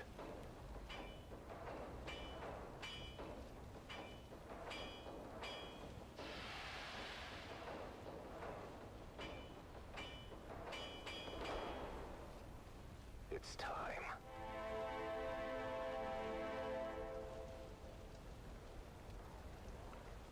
Today we break the chains of bondage. Today, we fight. Huzzah! We've gone over the plan. When next we meet, it will be over the body of the dead slave called Varric. Huzzah!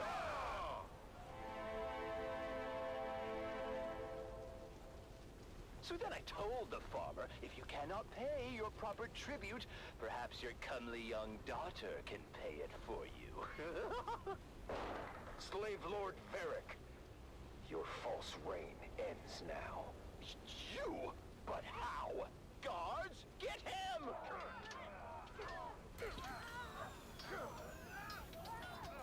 He has rallied all the peasants against us! They fight like demons. The stranger must have trained them. Face me, Varric. I will take care of the stranger myself. Logo Bolas, do not sell your spice. Keep it. Did you see the next update's patch note? The tyrant has Apparently you're gonna use spice to level up or something.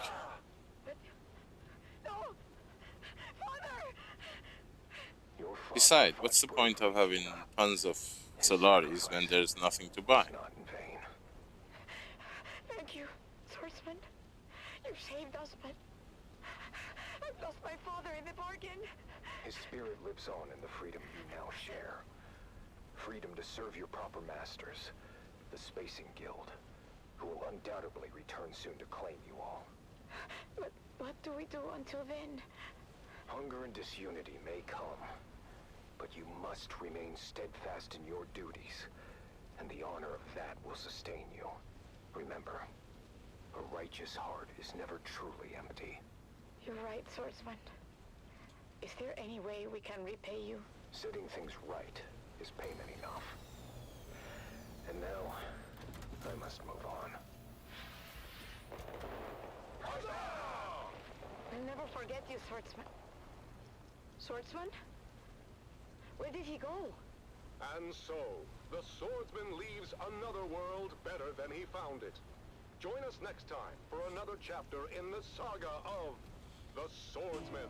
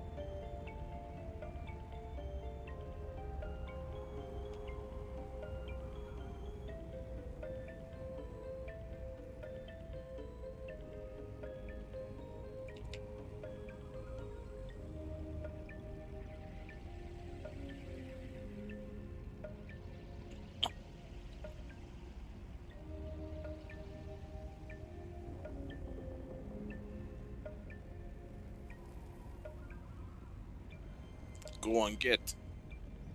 Go and get. Get. Go and get. Go and get.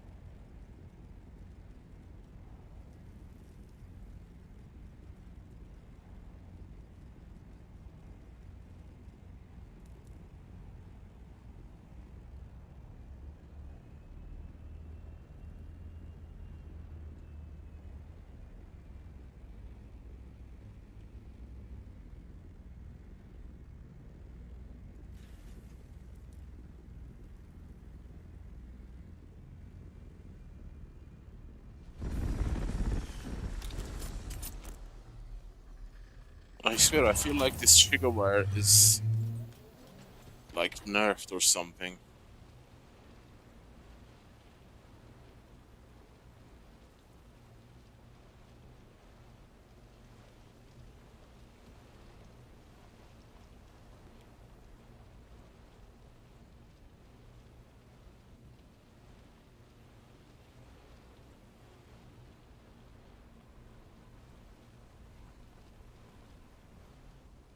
People of Arrakis, whether you serve House Arcanum, the traitors of House Atreides, or walk a different path, know that the strength and discipline of Harkonnen is unmatched. Up next, another piece of inspiring music to keep you focused on your duties.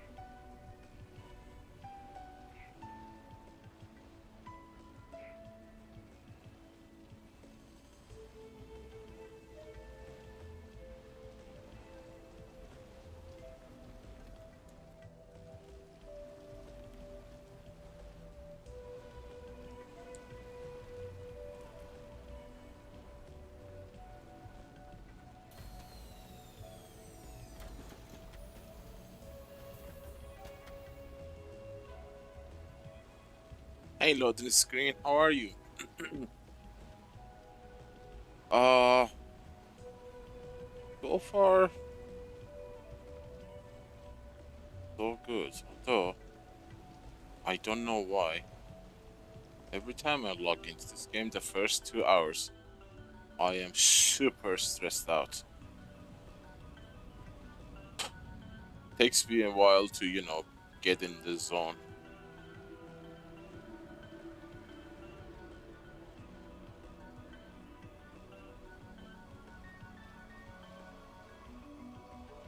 Yeah, thanks.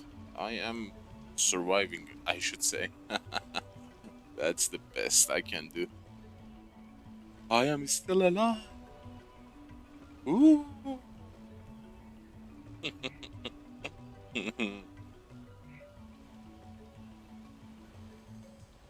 But my crawler might not be that lucky. Something about to explode soon.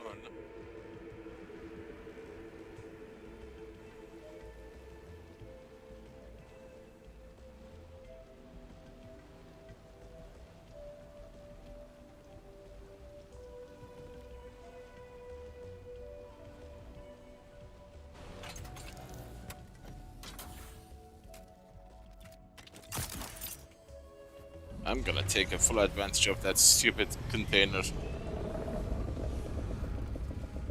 How dare he or she? Container is a he or she. And now it's Whatever. How dare it to go poof in a week. Man-trap, straight from the annual Harkonnen Family Games at the Grand Arena on Gedi Prime. Here are your hosts Maxim Dubrov and Vera Kotila.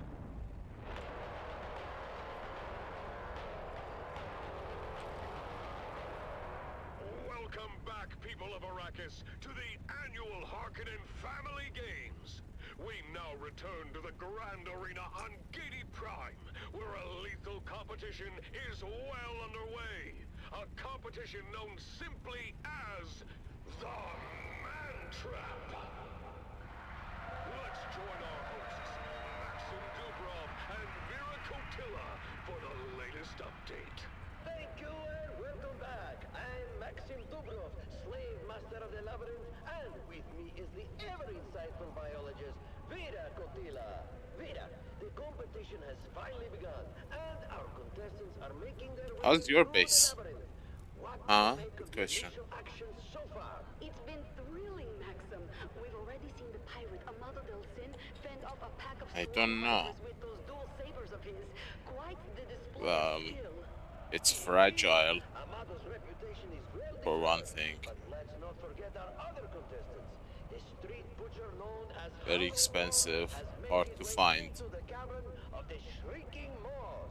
His sheer strength might give Is him that the an war? advantage there if he can keep his wits about him. No, Young Kaylin Sheep with her I needle lost the gun has war. proven to be surprisingly resourceful.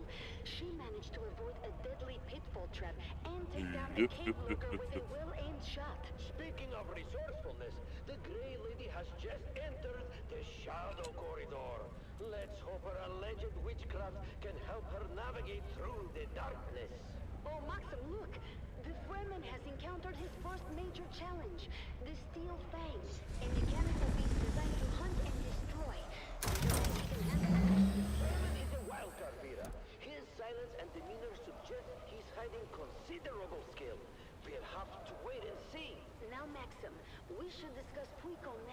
He's struggling in the web of deception. His past failures are clearly haunting him. Do you think he stands a chance? Funcom's greatest enemy is himself. If he can overcome his doubts, he might survive. But I would not bet on it. And what of poor Kento? He's managed to avoid direct confrontation so far, but the question remains, what is this hidden talent you hinted at, Maxim? Oh, patience, Vera. All will be revealed in due time.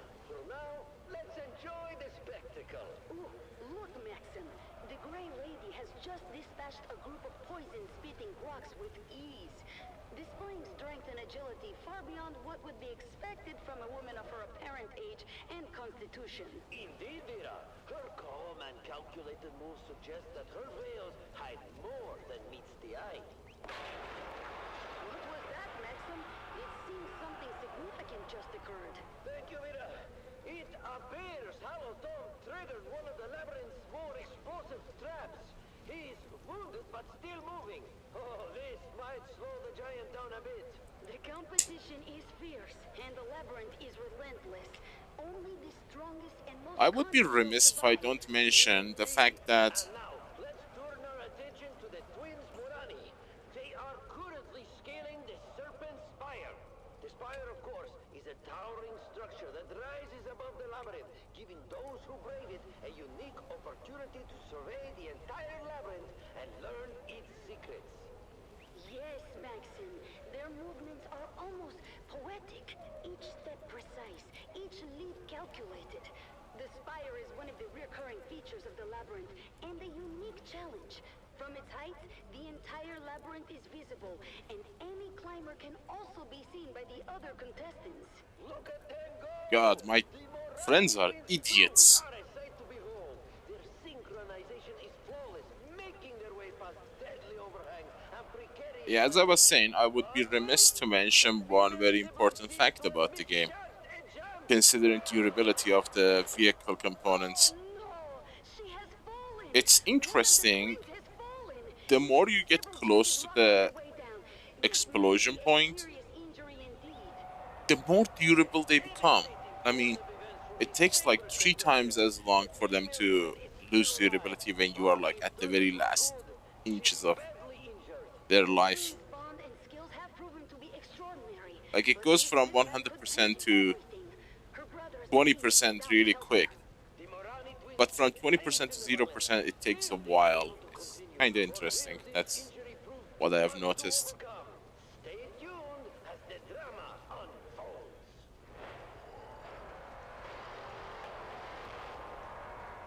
Keep your ears glued to this channel, loyal listener, for live updates and thrilling commentary from the heart of Gaiety Prime and the annual Harkonnen Family Games, where the stakes are higher than ever as the Man Trap continues.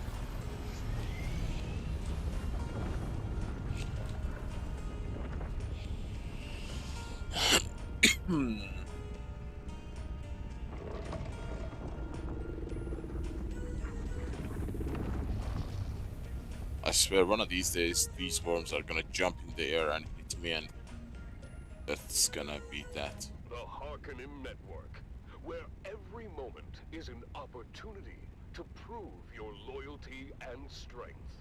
Strength through loyalty. You are listening to frequency 152.6, the voice of House Harkonnen. We are Arrakis.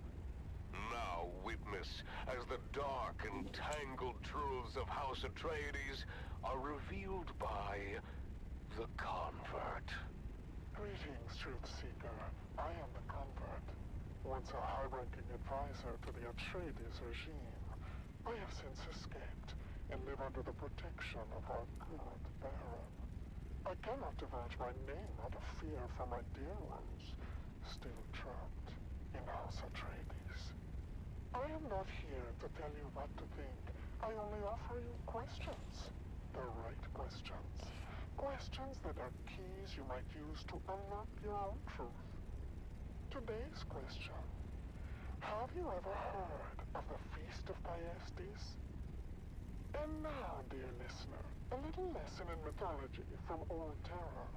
House Atreides fancy themselves as scions of a line stretching all the way back to ancient Greece, to ancient mythology, specifically in the person of Atreus. Who was Atreus? In bygone myths, Atreus was the brother of Thyestes, two nobles exiled for murdering their half-brother. Late theater where the two brothers feuded with each other, Atreus secretly butchered Thyestes' sons, saved their hands and heads, and cooked the remaining meat into a tasty dish served to Thyestes. After Thyestes unknowingly and ravenously ate his own children, Atreus taunted him with the severed hands and heads. The questions compound, dear listener. Why aspire to such a vile mythological figure? Why are the chefs of Caladan considered some of the best in the universe, serving dishes that can be tasted nowhere else? Why are some of these recipes protected like state secrets? Is it true that Tuglito's personal chefs had their vocal cords surgically removed to ensure silence? Does House Atreides host orgiastic cannibal feasts? If so, what are the logistics for keeping such a thing running smoothly and secretly? Can human flesh be prepared in such a way as to make it more addictive than the spice What the hell? Would such a thing ensure the collaboration Shoo. of key members of the Landsraad? Dear listener, can you picture such a Thyestian feast in your head? Can you see the Red Duke hosting a secret meal with some of And the it most disappears. influential figures in the Empire? Can you see this grotesque cabal of decadents and gastronomes licking their lips in anticipation of the rarest cuisine in the known universe? Victuals they can neither raise nor buy. Can you hear their hungry moans as the reek of human gore smiles back at them? Follow these questions to their ultimate conclusion, dear listener, and you may just find your truth. God, this black smoke makes it really hard to see where the hell am I going. Where the hell I'm going?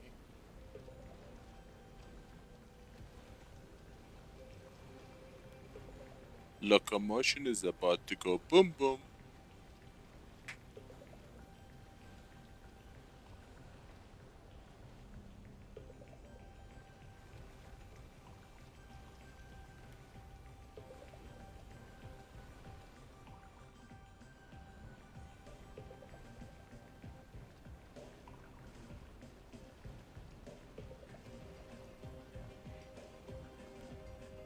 Loading screen. That's kinda looks like a base I wanted to build.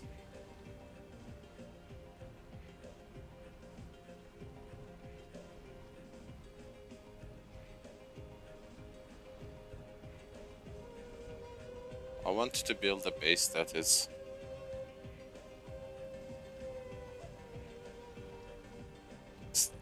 hanging from a cliff.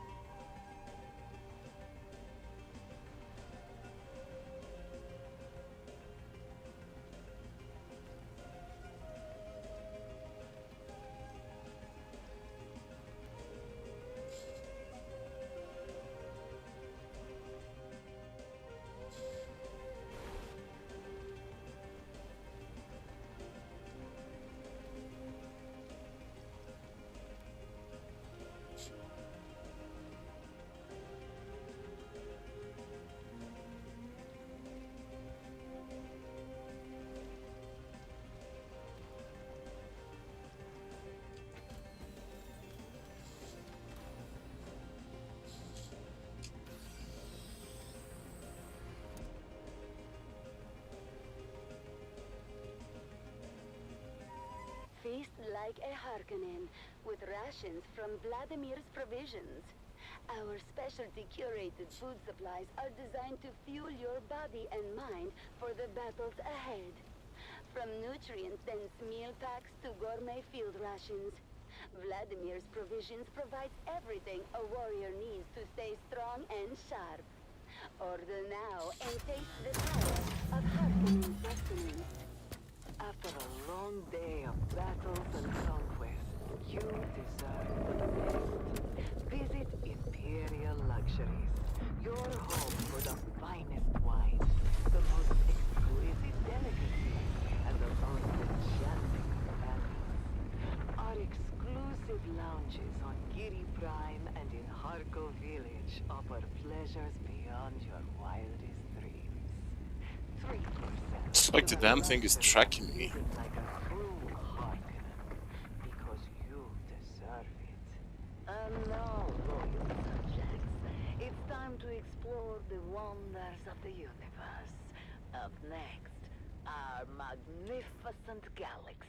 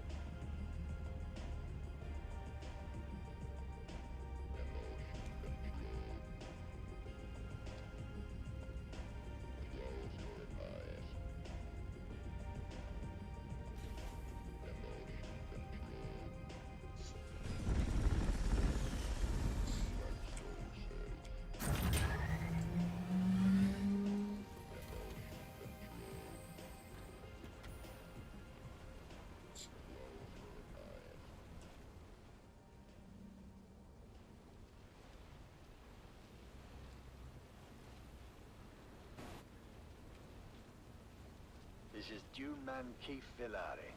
All guild brothers know about the danger of entanglement in harvests. But what about the cost and equipment downtime?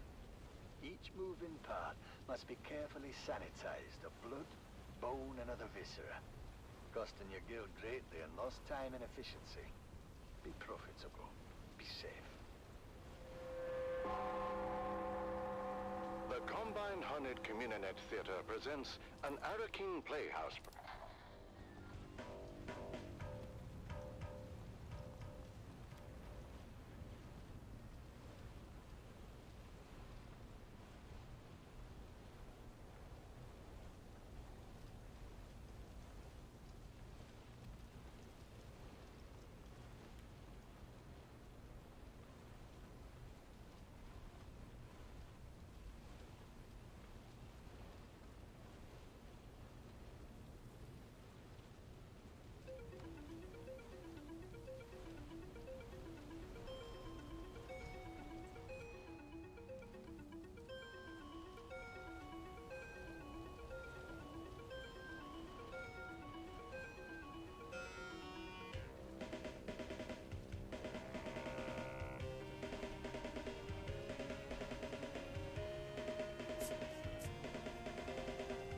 Dune, the battle for Arrakis.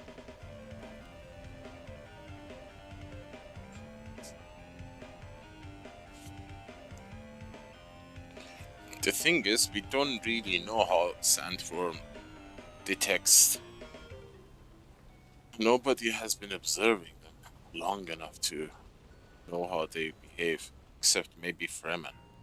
But we don't have access to Fremen yet, so we have to wait to see what's happening next. That skill tree that they showcased in the upcoming major update kinda makes me think they are going to change the skill tree like that, because we are going to find the Fremen and learn from them the real secrets of the deep desert and how to live in Arrakis and how to be more powerful than Sardaukar, you know? They are the most fiercest warriors and survivals and technologically advanced people in entire known universe, despite all the shortcomings. And, you know, everybody wants to kill them because of the spice. So, that might be it, you know? It's my prediction. We might get to unlock something really cool when we find the Fremen. I know it. It's just a very strong gut feeling that Chapter 3 is gonna be really large and it's gonna double the size of the game, both in content and the story itself. I'm thinking of at least 40 hours of game story. I mean, the actual lore. 20 to 40 hours. And not fetch quests. Go here, go there, do this, do that. Hey Tess, good to see you again. How are you? And I'm sure they're going to add the tank. I know for a fact they are going to add the tank. There is a tank in Arrakeen. I don't know if you have noticed it. Atreides tank. The model is in the game. And I bet it's fully functional. They're gonna add it with Chapter 3, Water Wars. We are going to go to war. And now, the inaugural episode of a brand new series. How the hell did you come here so fast? Gather round, fair listeners, as we join Son of a gun. You were eating something 10 million miles away.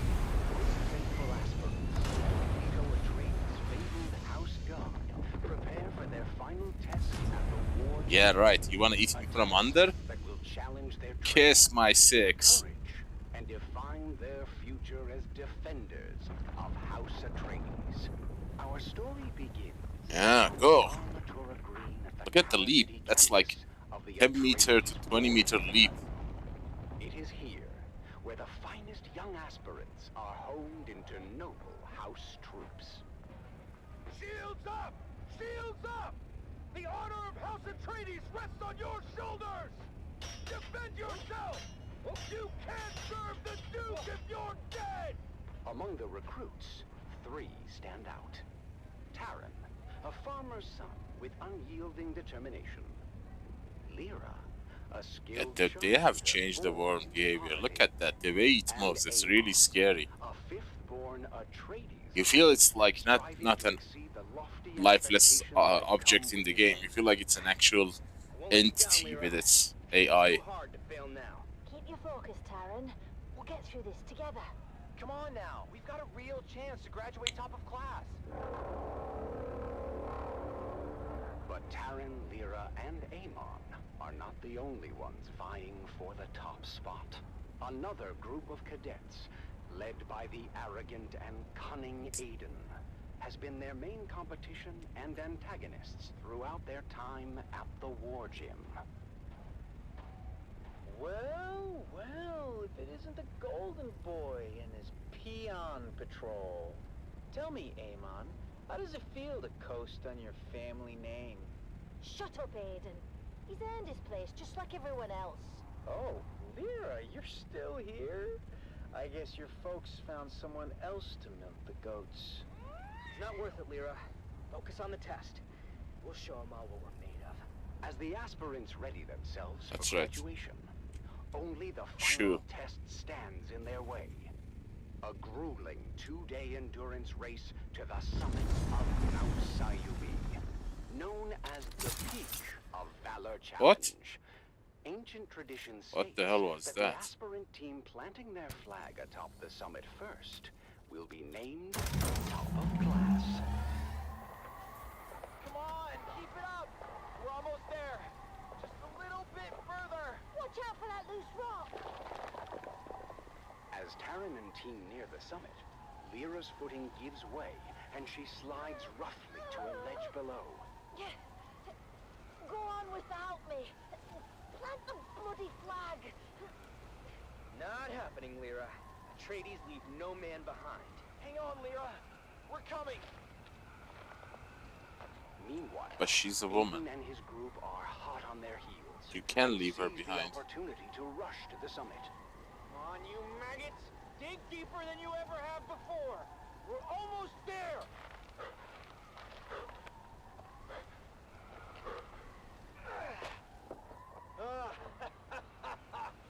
Yes! We did it! I told you those losers didn't stand a chance. Thank you, guys. I'm sorry I slowed us down. Don't worry about it. We're a team, remember?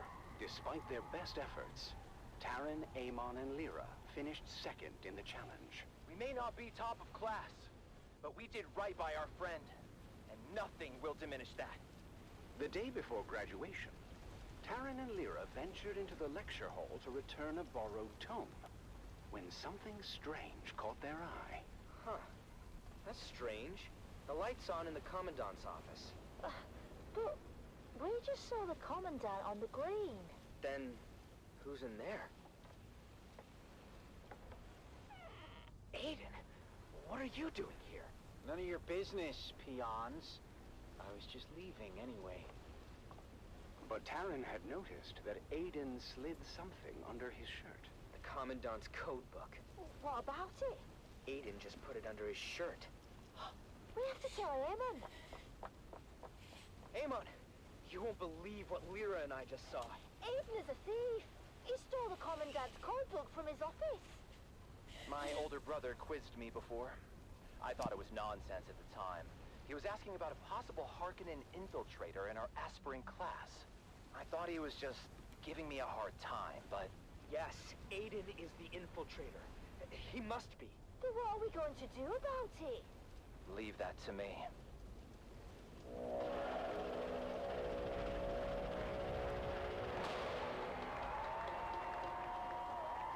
The graduation ceremony is a grand affair, as the Commandant presents deployment orders to the well-deserving class. Called to the stage, Aiden and his group walk triumphantly up the aisle, expecting to receive top-of-class honors. I told you, fools, who'd end up on top. Aspirant Aiden, you and your group are hereby charged with espionage and treason against House Atreides. No, this is a misunderstanding. Unhand me! And since this is wartime, the Articles of Canley are clear on the sentence. As for the rest of you, you have all proven yourselves true warriors of House Atreides. You have earned the right to wear the Duke's coat of arms and uphold the responsibilities and traditions that come with it. Stand tall, for you are the future of our house. As Aiden and his group are led away by military police, Taran, Amon, and Lyra rise together with the rest of the class, proud and vindicated. We did it! She actually did it! It's not about the accolades. It's about doing what's right. And so, with hearts full of pride and the weight of their ancestors' legacy resting upon their young shoulders, our young guardians go forth as true soldiers of House Atreides. I guess all that's left for us to do is unseal our orders and see where we're bound. Wherever we go, I just hope we're together. Shall we open them at the same time?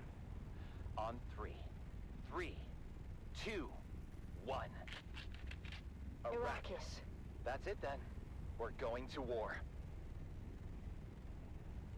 Join us next time on The Young Guardians as our heroes continue their journey, facing new challenges as they uphold the legacy of House Atreides. Until then, remember, honor and loyalty are the true marks of a warrior.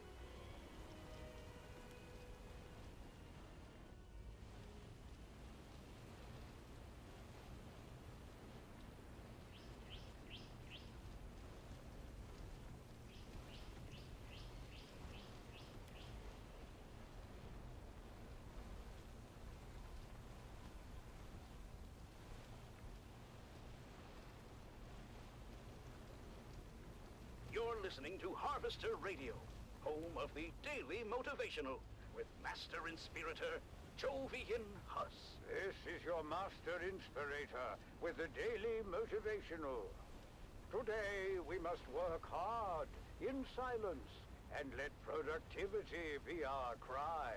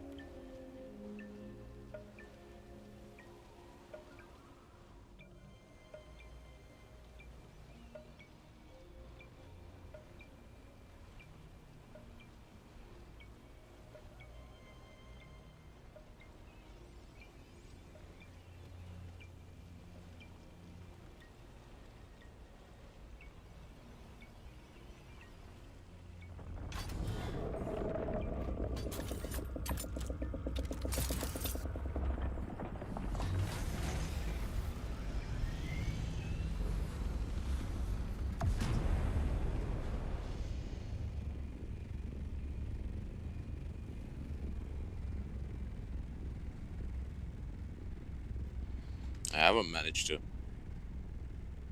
finish without worm surfacing.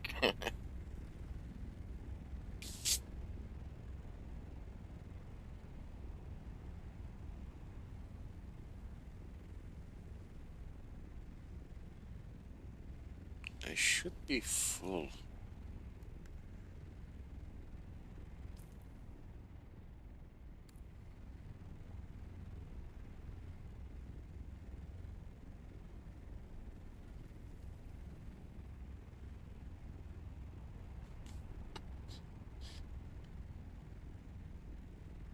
The mystery deepens aboard the Sand Titan as crew chief... Mom reminded us of the grim dangers waiting for us in the desert. Bandits, slavers, cultists, and of course, the old man of the desert himself, the great sandworm. When we finally arrived at the sector our coordinates were within, we hid Clovis under a tarp and moved in on foot. As always, it was up to me and my little brother Coda to scout ahead and look for danger. Now, you might be thinking, Sally, that seems like a grown-up job. Why would you and your cute little brother be sent ahead to scout? The truth is, Psycho Sally. we allow to lull our enemies into a false sense of security. Then we kill them real good. Coda can separate a man from his jewels in less than 2 seconds. I've seen him do it. But after a whole lot of dust and nothing, we finally came up upon the coordinates marked on our map. And what do you know? The crash ship was nowhere to be seen. Of course, Mom and Dad immediately set to arguing about it while the rest of us fanned out. You're an idiot, Finno Gary. Don't you dare dare blame my calculations on this fiasco. I should have listened to my mother and entered the sisterhood. At least then, I'd be married off to a man of consequence. You wouldn't be married to anything but a mop and bucket. Instead of kids, you'd have hallways to clean. And you know those witches got a lot of hallways. What do you know about the Bene Gesserit? You don't even know how to add. I know one thing I'd like to subtract. Hey, Mom and Dad? Look what Phaedra and Bree just found. Well, my parents, What kind of marriage my is big that? sisters, Phaedra and Bree, had uncovered a hatch in the ground beneath layers of sand and scree. It took some cutting, some prying, and a whole lot of cussing, but my dad finally got the hatch to open to reveal a ladder going down. Dad led the way, his glow cutting through the darkness as we descended for what seemed like an eternity. The smooth ladder shaft was marked with ancient warning signs in a language that Phaedra said was Proto-Galactic, whatever that means. Dad said it meant that the place at the bottom of the ladder was a part of the old empire. Finn Jr. said they were around a really, really long time ago and sent their scientists all over the universe to very cool stuff. Dad said finding their old stuff is our family pastime. The fate of the O'Gary clan has always been tied to remnants of the old empire, whether it was back on Hagel or right here on Arrakis. Look at how we're drawn to one of their facilities without even knowing it was here. When we finally got to the bottom of the ladder, we found ourselves in a small antechamber. That's when Mom noticed a series of small, almost invisible switches along the wall. With a little bit of trial and error, we activated the mechanism. A screen flickered to life, displaying a map of the facility. Dad examined the map and explained that we were in an auxiliary substation built to support nearby old Empire ecolabs with technical matters. This was very exciting for Dad because it meant that there were even more testing stations out there just waiting for us to find them. But for now, we had this substation before us. Mom figured out where we were on the map. It seemed we had entered through an emergency escape tunnel, but when we tried the door leading back to the main area, it wouldn't open no matter what we tried. Dad began to despair, but Mom kept her head and found us another route back into the complex through a twisty utility duct. But there was a catch. The utility duct was incredibly narrow, too small for any grown-ups to fit through. This was my moment to shine. With a quick pep talk from my mom and a promise to be careful, I wriggled into the tight space, inching my way forward. The walls closed in around me, but in true O'Gary spirit, I kept my cool, determined to reach the other side. About 30 meters in, I felt a tug on the safety rope tied around my waist. It had reached its limit. I couldn't go any further unless I disconnected it. Sally, you're at the end of the rope. You want to come back, hun? I can't turn around here. It's too tight. I'll have to disconnect and keep going. Are you sure, Sally? That's an awful risk. We won't be able to help if anything goes wrong. You didn't raise me to be a coward. What does Dad always say that Owen O'Gary is for? Obnoxious? I thought it was obstinate. No, you sillies. It's audacious. I'll be fine. Just keep a lookout for trouble. I unhooked the safety rope and kept pushing forward, fingers crossed that the passage would lead somewhere. The angle of the duct meant there's no turning back. If it was a dead end, I was surely a goner. But hey, what's an adventure without a little risk? I think I can see something up ahead. It's an access hatch. Here's hoping I can open it from inside. I made it! The access hatch opened onto a huge chamber, lit by a soft, eerie glow. It was a real treasure trove of ancient technology, preserved perfectly through the ages. I had found the mother lode. After marveling at my discovery for itself, I managed to backtrack to the escape tunnel where my family was waiting. Now I understood why we were never able to open that door. It was blocked by an ancient power loader.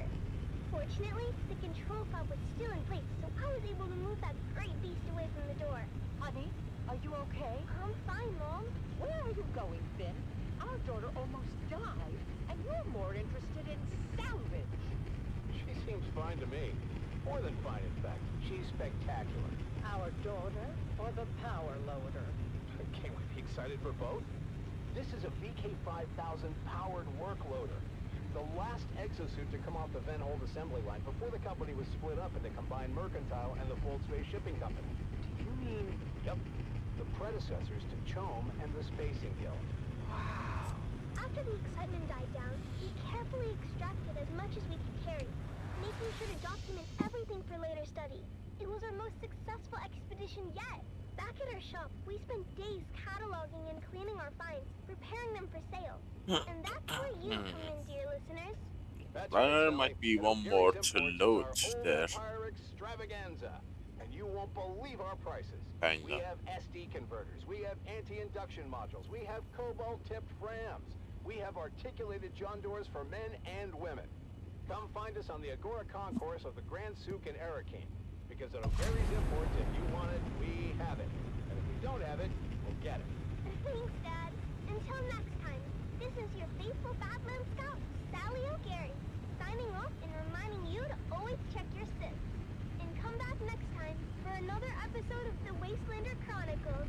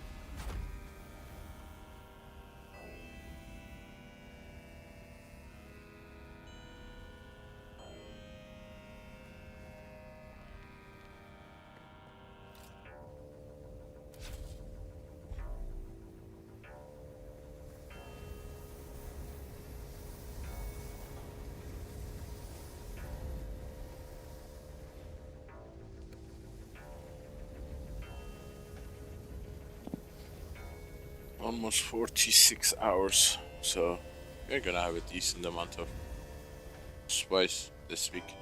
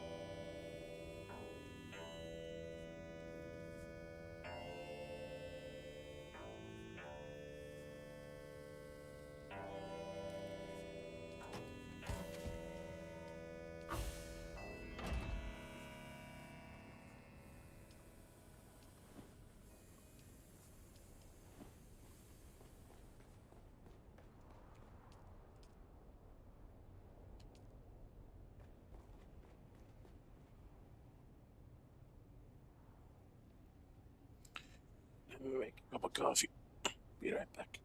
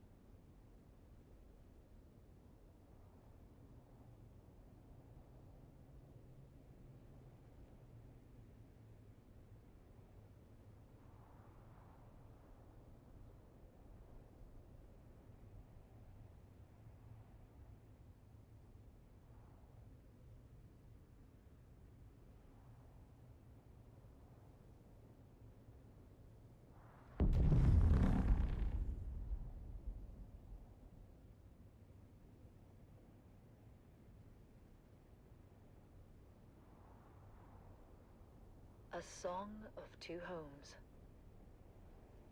I remember the spice-scented air, and shadows cast by twin moons.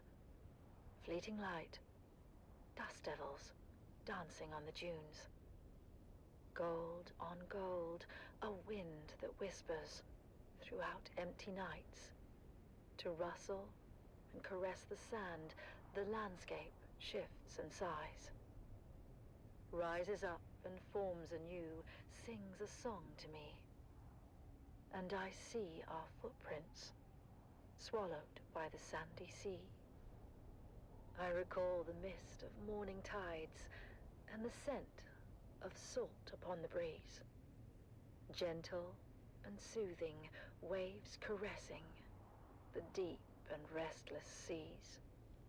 Blue upon grey, the ceaseless call of seabirds out among the cliffs. The salt waves fall and rise, born now and dying. Salt tears sting my eyes. How long ago it seems, and I know that our gardens blossom only in my dreams.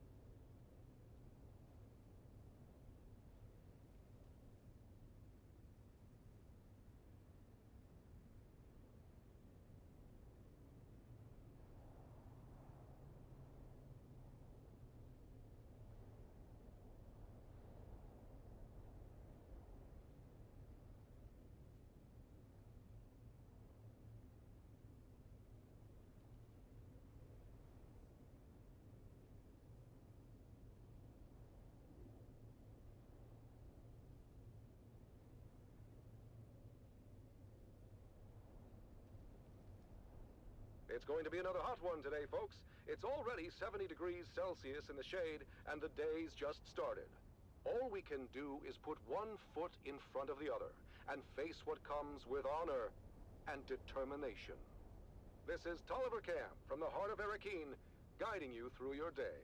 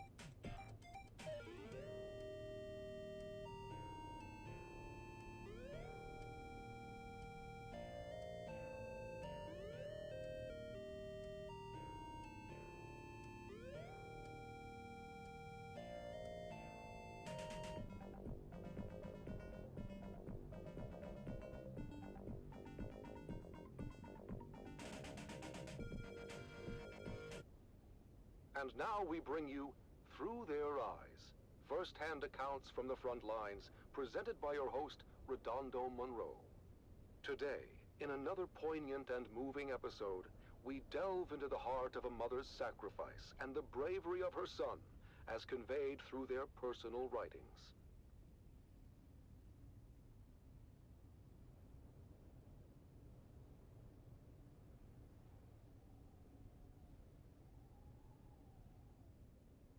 Fiona Thorne, a devoted mother, has remained steadfast and resilient throughout the long years of conflict. Her diary reflects the unwavering morale of the Atreides families, supporting their loved ones and our fighting forces. One fateful day last year, our Special Missions cohort executed a daring raid against a Harkonnen position in the minor erg known as 3 Rock Station. Sergeant Eric Thorne, a highly trained member of the elite strike force known as Gurney's Own, was part of that operation.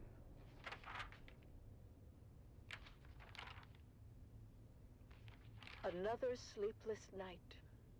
The sound of the wind reminds me of the distant echoes of battle. I can't help but think of my son, out there in the desert, fighting for our beloved Duke. I've heard rumors that Eric was involved in the incursion at 3 Rock Station, and that the confrontation became very bloody. But still, he writes that his spirits remain high. I pray for his safety and the swift end of this bloodshed. In his letters sent from his unit, as Gurney's Own are deployed wherever the need is greatest, Eric expresses both resolve and an unwavering commitment to our cause. Mother, the Harkonnens fight viciously, but our intelligence is sound, and we are able to hit them at their weakest. It's hard to remember the peace and serene beauty of our beloved Caladan when all you see is sand and blood. The soldiers in my unit are strong and determined, and I draw strength from their courage. I miss you and home dearly, but I know our struggle is just. After the fierce fighting at 3 Rock Station, Eric's unit was redeployed to the Western Reach, striking against Harkonnen spice crews in the deep desert. Through sheer determination, a critical position was taken, but at great cost. The news I hear about Eric's unit is grim. Many lives lost, including some of Eric's closest friends. My heart aches for him and for all the families grieving tonight. Mother, I feel that our small unit is a valuable resource in this war of assassins, but we've lost many good men. My dear friends, it's hard to keep faith when you see so much death. The Harkonnens are brutal and show no mercy, Mother. They burned our wounded alive, and I've seen them torture our captives in ways I can hardly describe. But I remember what you always said about our duty to the Duke, about honor and courage. I try to live by those words, even when everything seems lost. As the confrontations along the demarcation lines grew fiercer, Gurney's Own succeeded in breaking the Harkonnen supply lines, but in many of the missions, they suffered heavy casualties. News has reached us of another successful operation, but Eric's last letter spoke of horrors I can barely fathom. I am hoping now, beyond hope, that his unit will be given reprieve, and that my son will be returned to me. But destiny willed it otherwise, and Gurney's Own were deployed once again to undermine Harkonnen positions near the shield wall. From the mission camp, Eric writes, Dear Mother, I don't know when I'll be able to write again. The Harkonnen positions are strong, and however careful our planning, we are sure to sustain grave losses. But still, none of us hesitates. We fight for House Atreides, for our people. Though I must confess, even the glory of 3 Rock Station feels hollow amidst the bloodshed I now have witnessed. I must tell you, Atreides operatives too have been driven to acts I thought unimaginable. And we do what we must to secure victory, but I wonder at the cost to our souls. I miss you. I fear I may never see you again. Later that same month, it was reported that Sergeant Eric Thorne was declared missing in action during a clandestine raid. His mother's heartache reminds us of the ultimate sacrifice made by so many. Eric is missing. My son, my brave boy, lost to this endless war. I am proud of him, of his courage and his honor. But I cannot help the bitterness that fills my heart. We give so much, and for what? What good is the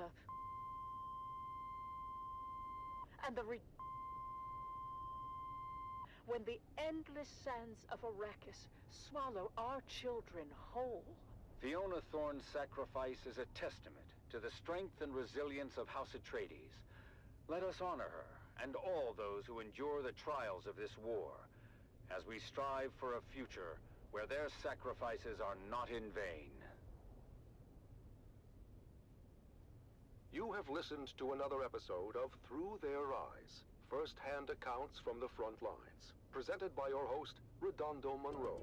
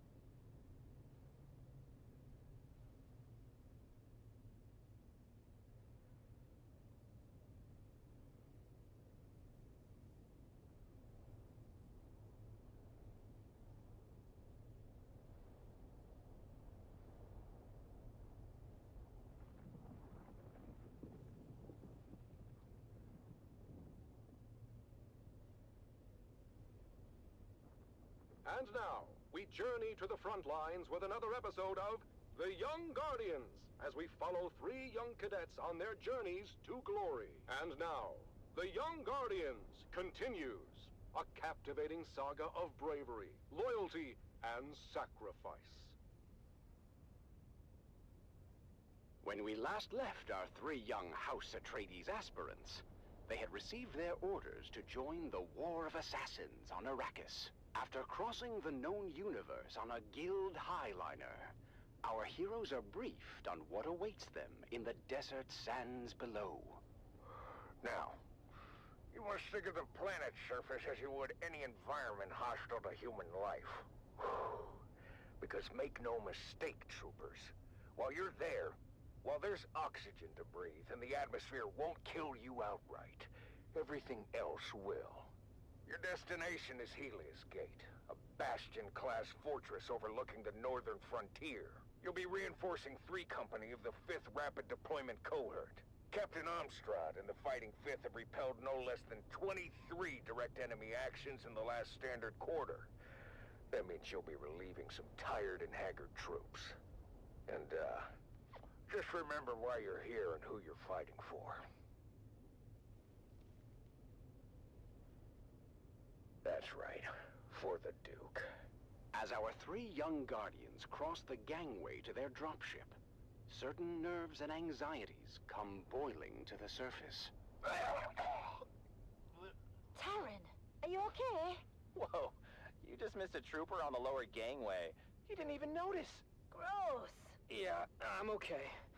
Oh, I think that slig chowder isn't sitting too well. It's okay to be nervous, Taran. I'm bloody terrified.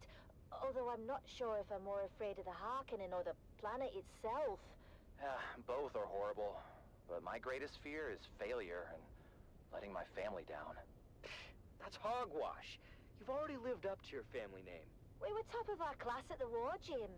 Our names are inscribed on the Great Pillar. After Aiden and his crew were disqualified.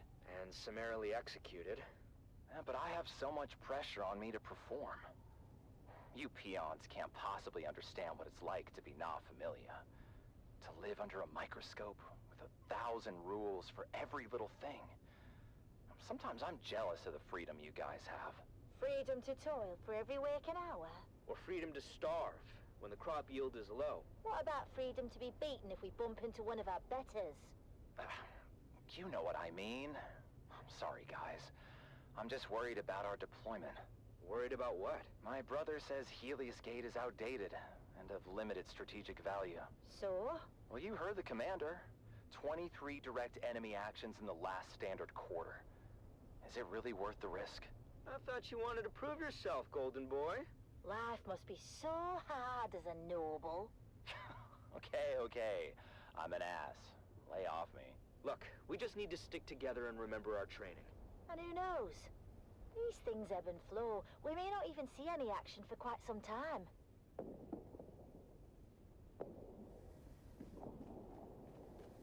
As their dropship navigated the flak-filled descent corridor, our 3 guardians could see the action unfolding below. Get up, Master Dune! We are coming in hot! We are entering a live combat zone! Do not, repeat, do not linger at the dropship once we are touched down! We need marksmen to observation decks, and the rest of you, reinforcing access points. Helios Gate must hold.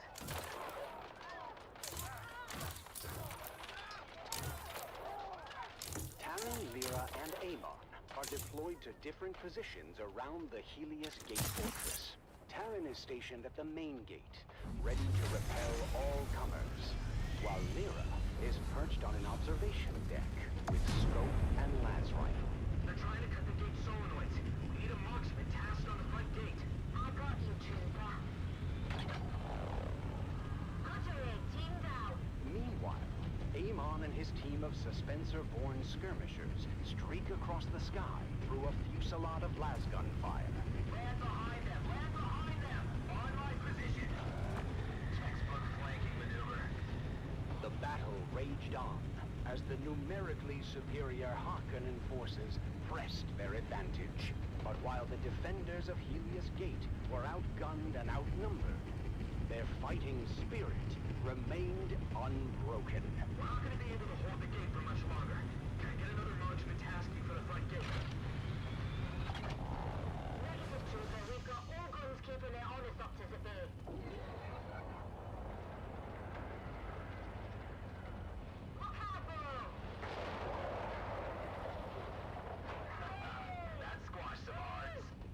day turns to night, the Harkonnen forces prepare for a final desperate assault.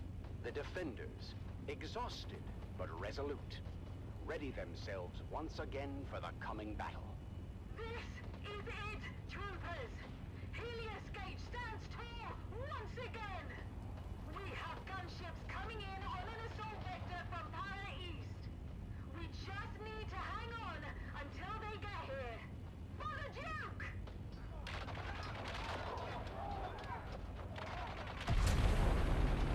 In the thick of the battle, Terran continues to defend the front gate, his strength and determination an inspiration to those around him. I wonder if that field's still standing. Lyra's precision fire thins the ranks of the oncoming enemy as Amon is redeployed to the battle.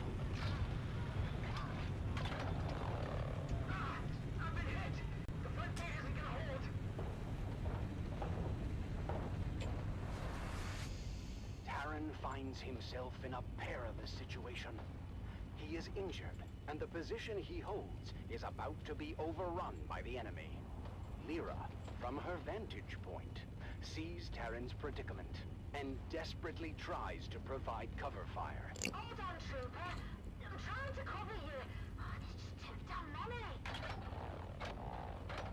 But then, just as hope seems lost, Amon streaks, Suspensor-born, across the sky and fights his way to his fellow young guardian.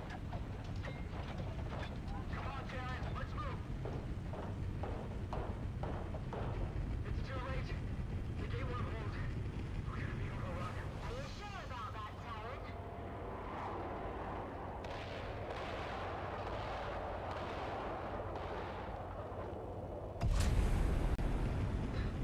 So much for the hard front line.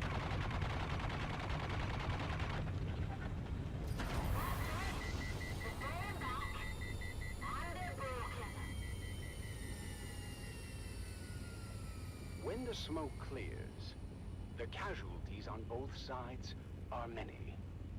But in the end, the Harkonnen forces are repelled, and the defenders of Helios Gate stand tall.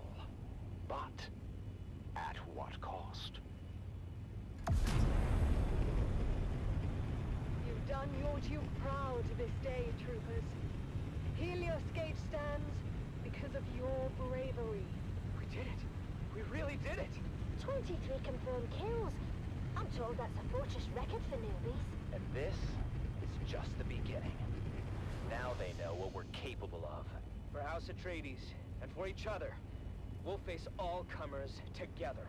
And so, the siege of Helios Gate comes to an end, marking the first of many trials our young guardians will face. Their journey of honor and courage has truly begun.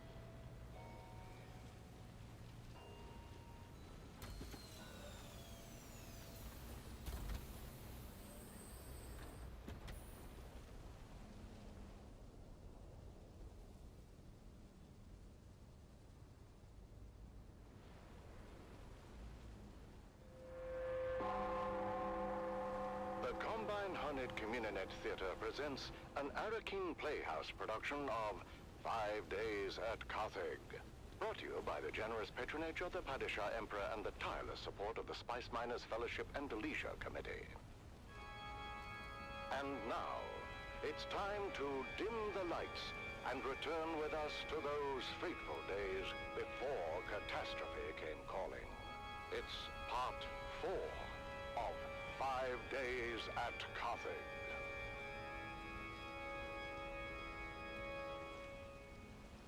The Imperial Scenarist Guild has been provided unfettered access to the sealed records and testimonies of those who survived the Carthage incident. The following dramatization represents the official truth, as judged and signed by the Imperial Chamber Court and Aulic Council. So let us journey then to the burning sands of Arrakis, a desert planet in a far-flung corner of the known universe. The year is 10-194, and the war of assassins between House Atreides and their ancient enemy House Harkonnen is well underway. Once again, we join our story in the tunnels below the great Carthage amphitheater. After months of being overworked and forbidden from all vice, a massive cargo load of illicit alcohol has found its way into the city and flasks of the anxious capacity crowd. What happened, Val? You've been gone forever. More importantly, is it done? It's done. I poisoned my boyhood idol, my father's boyhood idol. An old man at the end of his rope, just hanging on for one last time in the spotlight. One last bow. Something bad happened. Oh. My path back here took me through the main concourse, where I came face to face with a 20-meter hologram of you, Stisk. Then you, Zoe, Jingo, Max, and finally me. No way. How can they be looking for us, Stisk? Not just the Harkonnens, the Imperials as well. There's an alert on both communionets. Don't worry about it. I've got it covered. Bullshit, you've got it covered. They know we're here. It's a miracle none of them followed me back.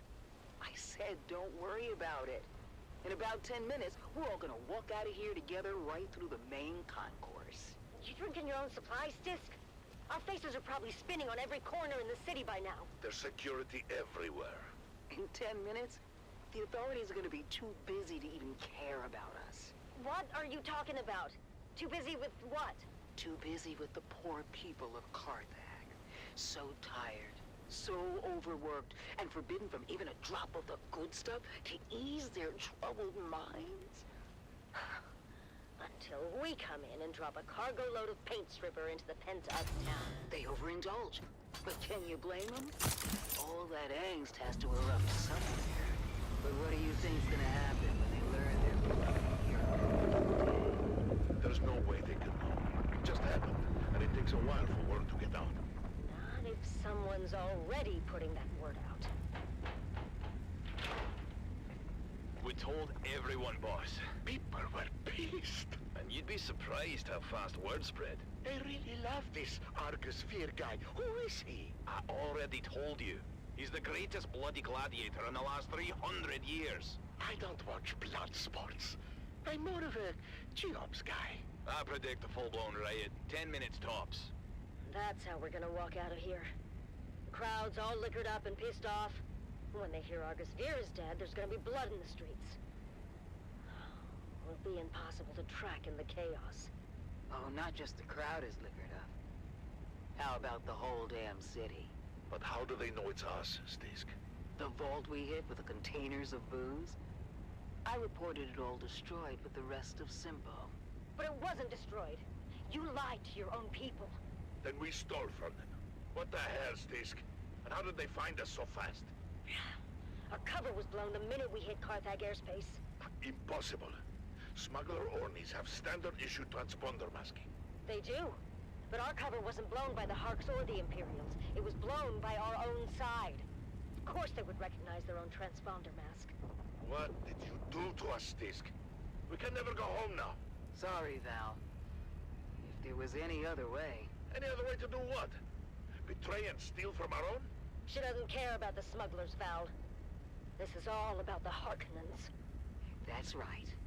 The Baron and all his spawn can go to hell and take their city with them. Carthage can burn to the ground for all I care. Just like so. Millions could die. Or they could live. If they get out in time.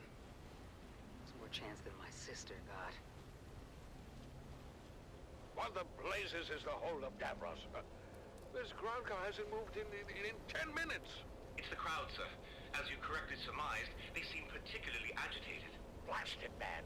I told you to take the back way and damn the main thoroughfares. This is the back way, sir. I'm getting reports from all precincts. The people are well lubricated and taking to the streets. Father? What, Ludmilla? Can't you bloody well see I'm working? Oh, relax, dearest. The poor girl only said she has to... Damn it! I told you all to go before we left.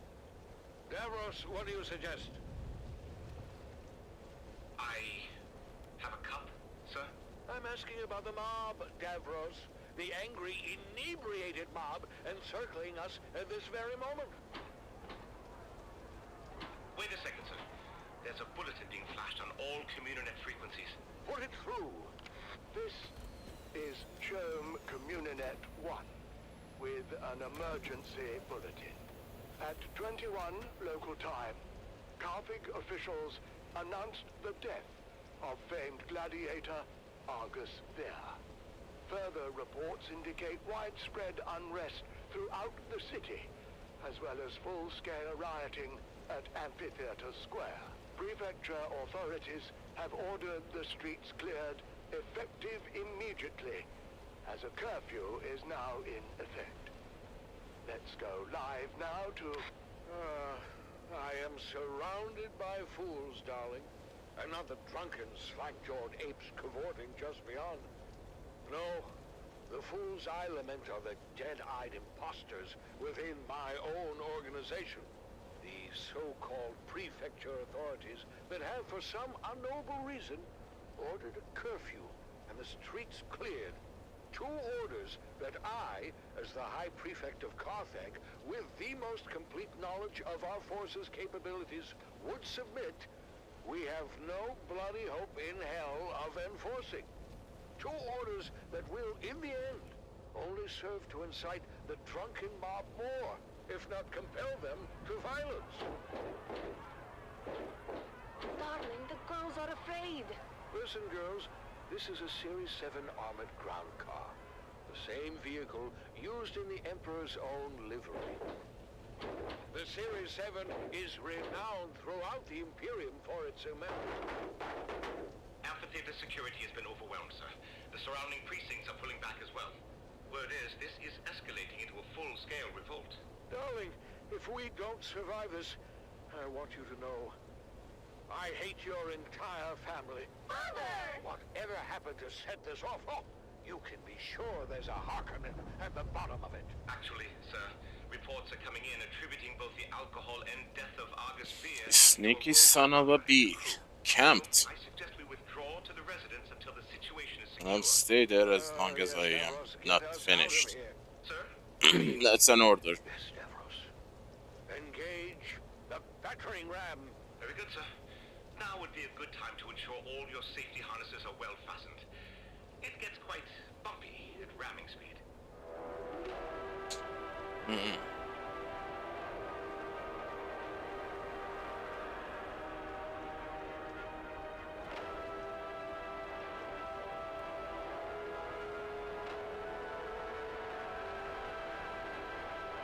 Alright, you can come out now.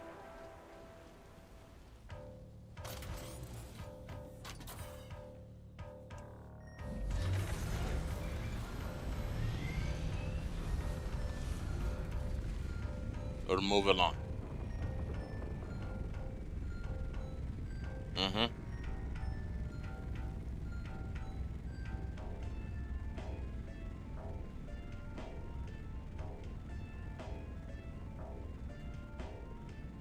And this time go a little bit further away, alright? I don't have the patience to deal with you today. Just buzz off. Or, on second thought, I can just do this.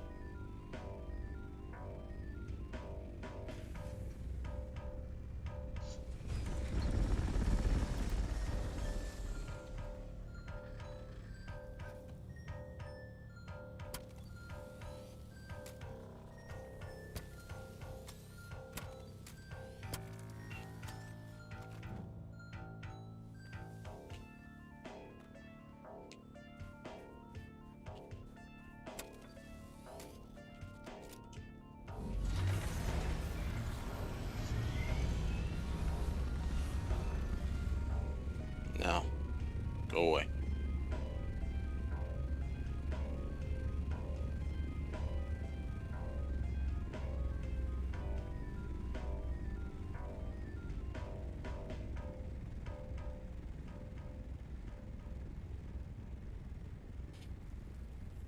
Well, don't moan about it, just come and go away.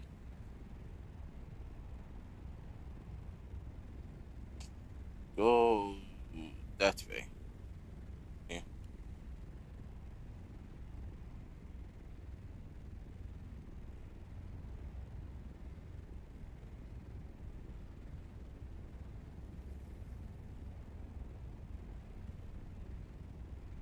Will you freaking move it? I'm on the clock. This is your master inspirator with the daily motivational. Today, we must remember when you live with purpose, hard work isn't an option. It's a necessity.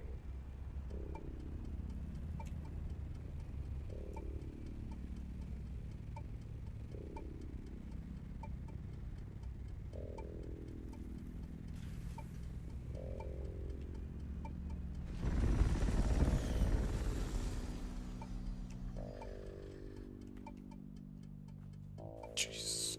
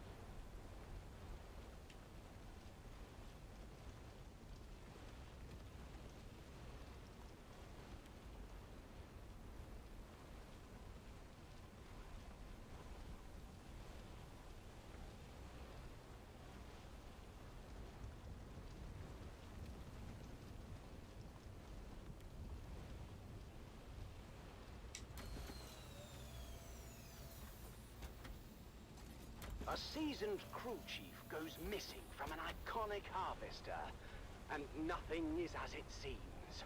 In this tale of intrigue, betrayal, and deadly ambition, the sands of Arrakis hide many secrets.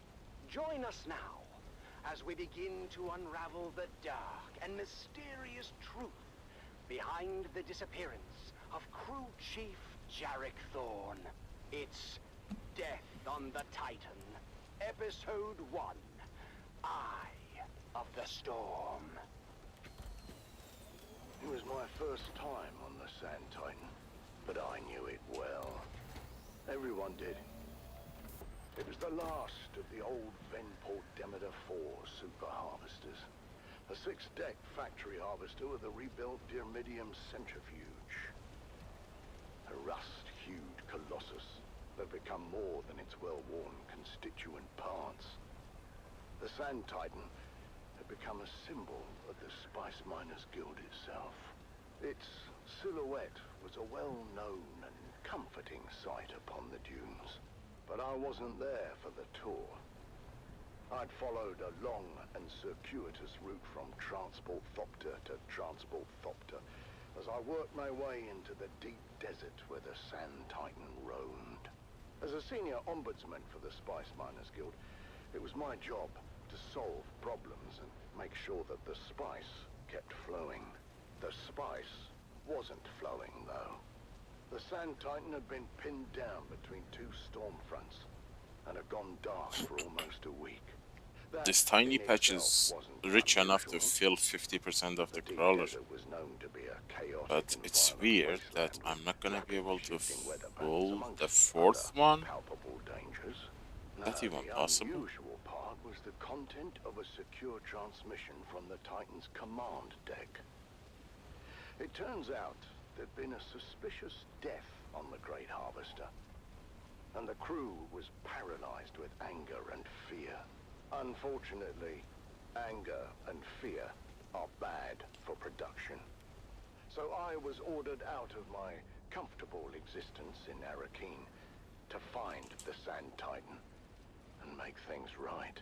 As the last leg of my fragmented journey neared its completion, I examined Chief Thorne's guild record once more. Chief Thorne was a man of discipline and was well regarded by his crew. By all accounts, Thorne wasn't one to shirk his responsibilities or fail in his duties. Now, in fact, Thorne had never even been late for a single shift until that fateful night. My first interviews were with the two pushers behind Thorne's shift. He just didn't show up. I knew right away something was wrong. So I went down and checked his cabin. He wasn't there. We were between two priorities at the time. We were running dark. That means we were operating mechanical only. All electronic systems have to be shut down. You know, to protect against the heavy electromagnetic interference generated by the storms. Anyhow, like I said, we were running dark. Which means all holocams were offline. We had no quick way of finding them. Yeah, Titan's a massive beast. So, what did you do?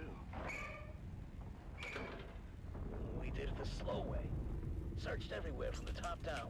That's the command deck, the mess, the crew deck, the crew lounges, the intake deck, the processing deck, the storage racks, shaft disposal. We even suited up and checked the flight deck. No easy feat on the edge of two hard-charging Coriolis fronts. And what did you find? Nothing. No one had seen Thorne anywhere. It was like he vanished in thin air. Hours passed as the crew's anxiety grew with each tick of the clock. Then, in the early morning light... Seriously, guys, this durability is a mess. made a gruesome discovery. Get this. I found him. What was left of him, anyway. His body had If been it was pulverized 50%, it would have been acceptable, but they're I only like knew it was really him from bad. the clotted tuft of blonde hair mixed into the stew of blood and bone. Crew Chief Thorne was dead. That was I don't want to say, in case and the circumstances Funcom hears it, but the highest damage part of my barrier should have been the thruster, because that's the one I use the most. Suspicious. This isn't supposed to be possible. Dude, go The away. mechanical separator had a failsafe built in. A dead man switch to prevent this very thing from happening.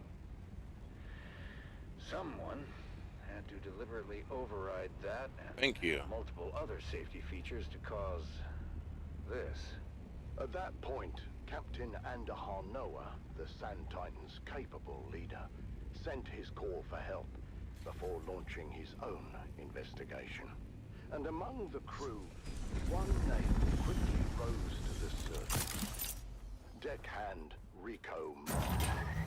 After an anonymous report, Rico had been investigated for skimming unprocessed spice, an offense that led to a heated confrontation with Crew Chief Thorne. Tell me, Tessa, how did you come to be in the crew lounge when Thorne and Rico came to blows? It was Captain Noah's Oath Day. I was passing through the lounge on my way to pick up the cake. And what did you see when you got there? Thorne and Rico... I never understood what she says here. Well, there was a lot of Captain yelling Noah's first, off day? Out it day? got physical What the hell quick. I that mean, means? Rico was a big guy, but Thorne knew how to fight and laid a beating on Rico. We separated them before it got too bad, but you can see for yourself. The holocam caught the last part. think you can humiliate me like this? I'll be shitting teeth for a month. Count yourself lucky, thief. In the old days, they would have fed you to the mechanical separator. I have no bloody idea how that got there. I've never seen that before. The incident had been diffused, for the time being. But the tension between Thorne and Rico was palpable. Was it enough to drive Rico Ma to murder? That's what I was working to find out. I was shift supervisor in Chief Thorne's next rotation. And how would you characterize Thorne's state of mind? Thorne was worried. He didn't report the fight with Rico straight away, which is weird for such a straight arrow. What happened next? We don't know all the details, but holocam coverage tracked Rico to Thorne's cabin later the same night. There was some kind of second altercation. Did Rico have an alibi for the time of Thorne's disappearance? No, he didn't. He claimed he was in his quarters the whole time. But the storm front had closed in and we were running dark. There was no way to confirm his location with the holocams. So, with suspicions mounting against the deckhand, Captain Noah ordered Rico Ma to the brig. And what we found next raised even more questions. What am I looking at? That's a mnemonic film wire containing a coded message to Thorne. I knew exactly what it was, but I wanted to learn what the shift supervisor knew. Far as we could tell, the code was based on old cipher used by Atreides signal intelligence. The plot was thickening. Why was Thorne receiving secret messages from the Atreides? Uh-oh. And why was that That worm is gonna come here. Possession?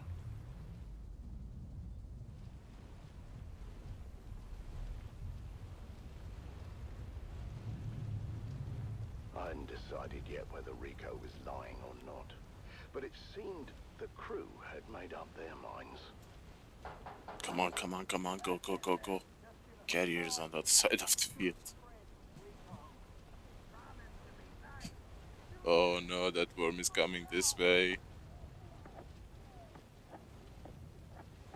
Communications specialist Jeb Dolan was tasked with deciphering the secret message, and I tried to impress upon him the importance of doing a quick but thorough job.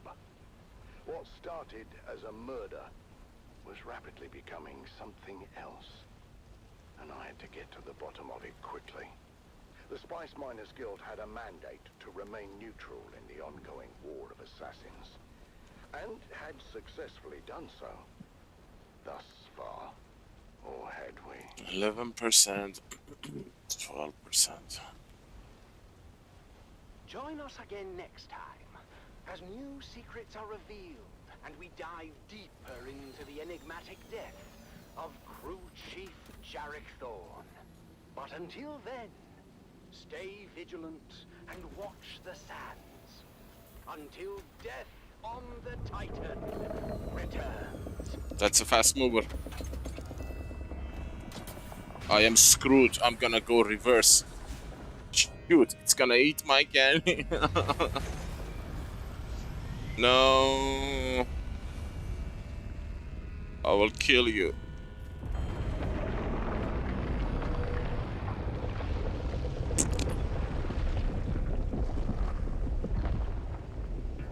Buzzer.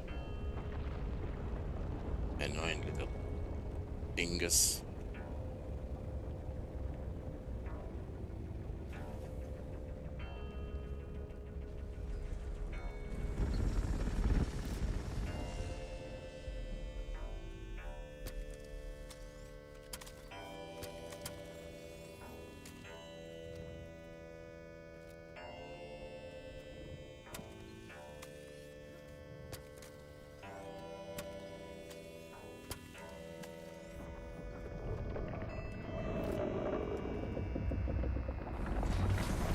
It really didn't worth that energy to surface, you know?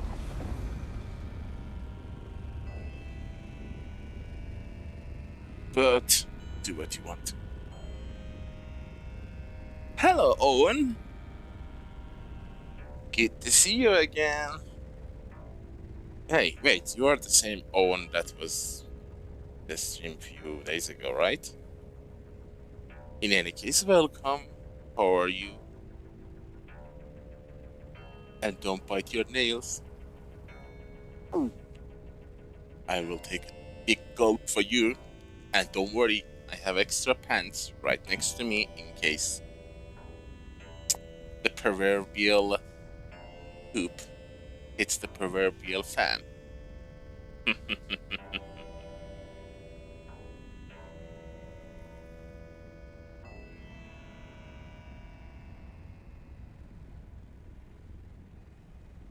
I see a Scott ornithopter. Don't come here, don't come here, don't come here. I'm not in mood for PvP.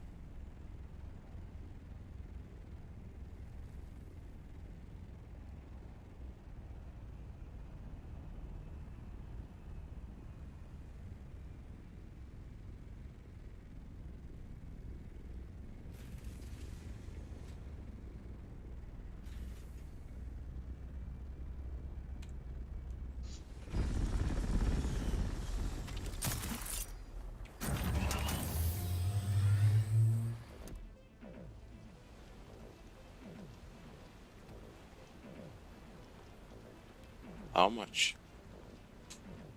Almost 50%. Not bad, not bad.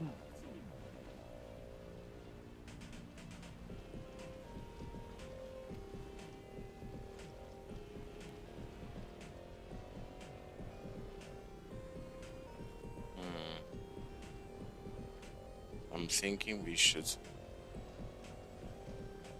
take this daylight and get the ones on the sides that are hard to, you know, see during the night. Although the sun is still rising and the shade is very annoying.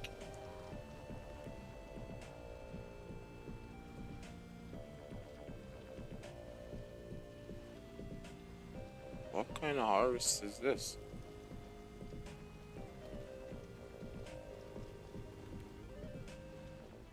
No, it's not harvested. See, I told you the shade is so annoying.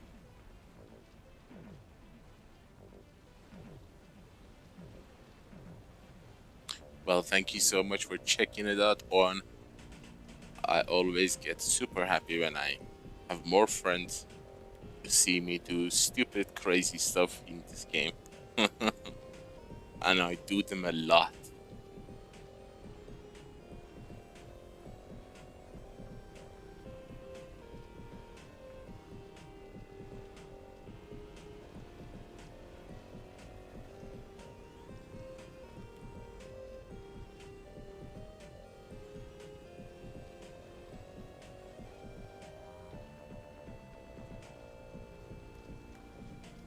These are a decent amount. This is your master inspirator with the daily motivational. Today, Are you playing in the deep desert or you are not there yet? for recognition, but to work worthy of recognition.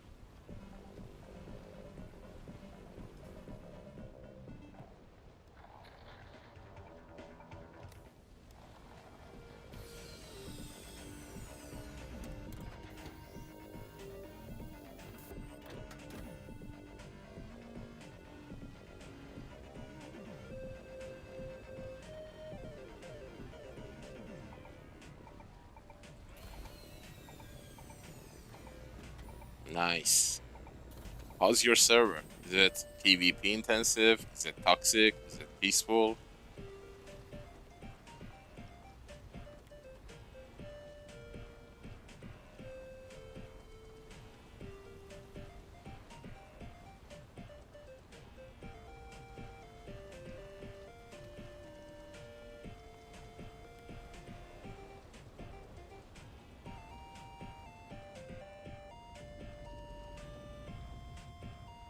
That worm is coming at speed.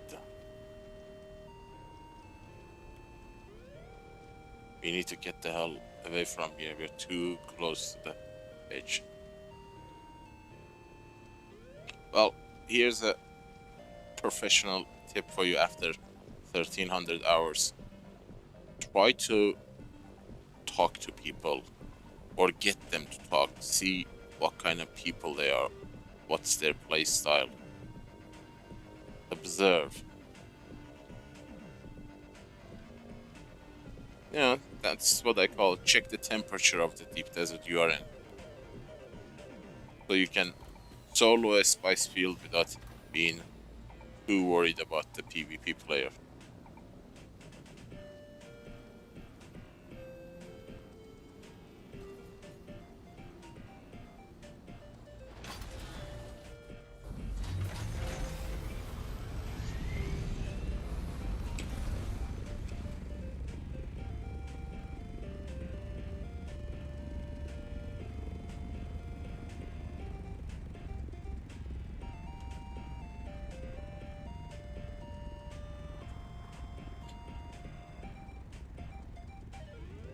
Since you are new, I'm assuming you don't have a lot of materials to, build back what you have lost. So, I would suggest you to have a cheap armor.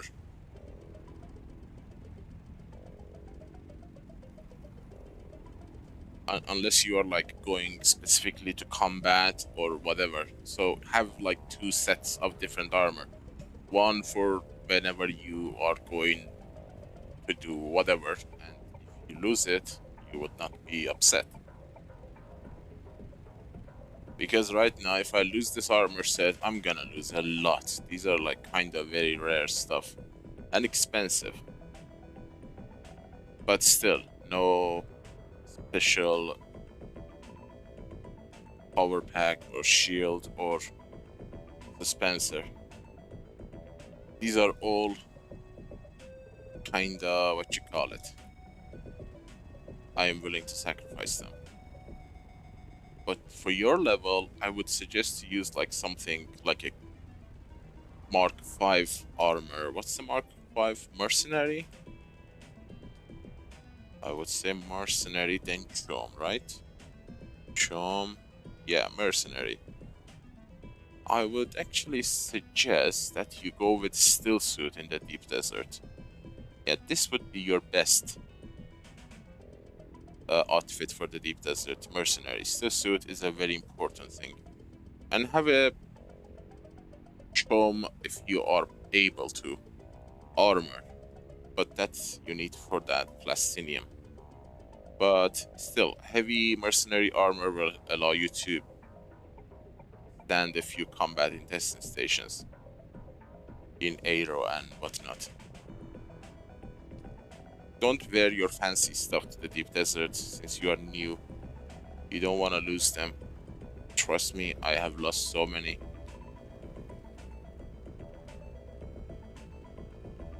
Nah, I don't actually take anything special anywhere. Unless I'm going to do like a PvP testing stations, which requires high-end gear.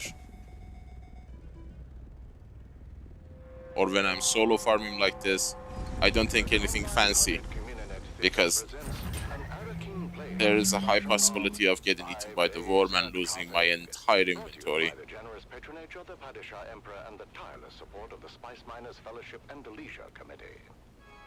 And now, it's time to... Yeah, only wear that Chom for PvE testing stations. There are few PvE testing stations in the below the Aero. Ask people to join you. Do not solo them, because everybody gets their own chest.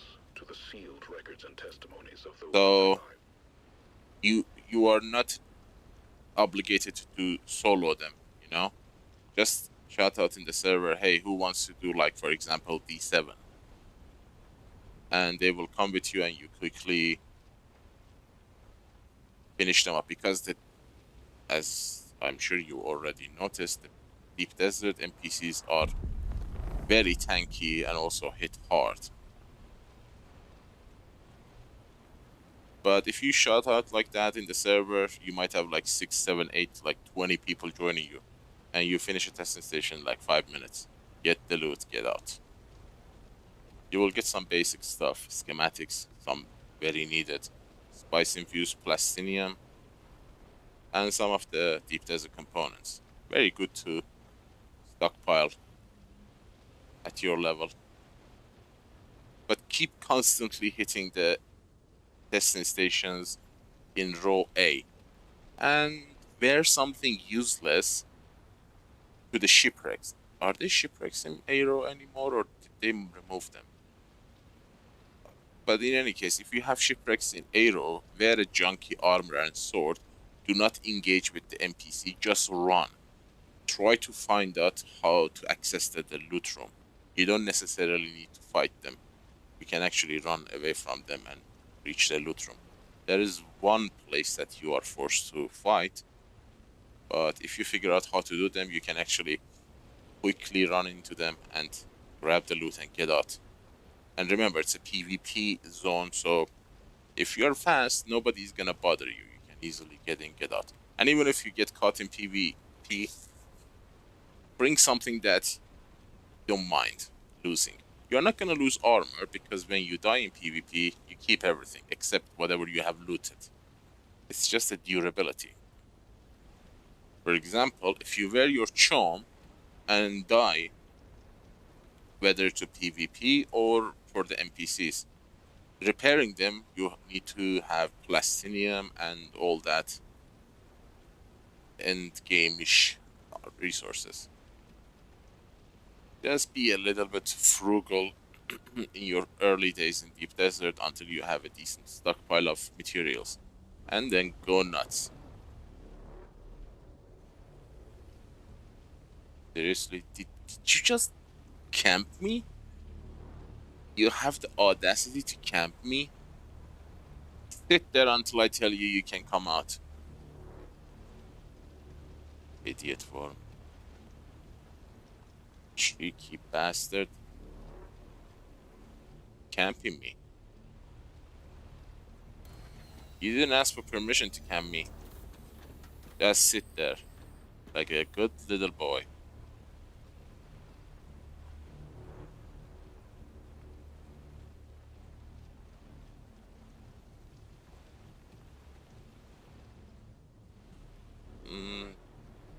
Okay. You can come out now. I'm done here. Or move along. Come on. Get away. The light is green. That's a good boy.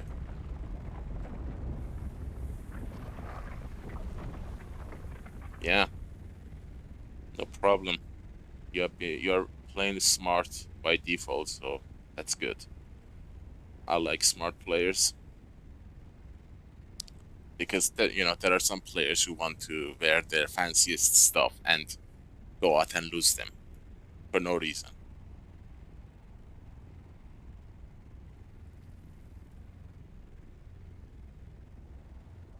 Also, try to get your hands on Mark 6 compact compactor. You can get a lot of hold on.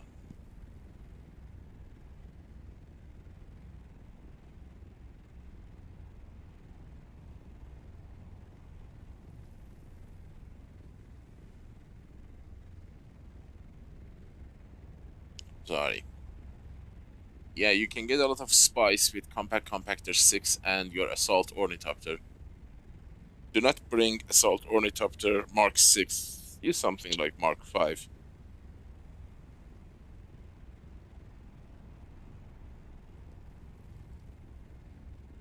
Just have the Mark 6 booster. Everything else can be Mark 5. It's not different. No engine, no nothing. Just Mark 6 engine and Mark 6 wings. The rest can be Mark 5 for a long, long time.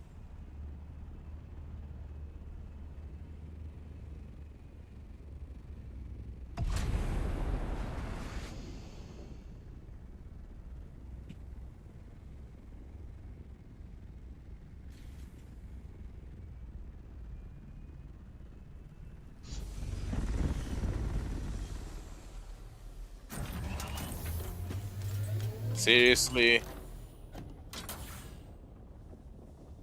getting on my nerve form. Come on, get the elevator. Hurry up.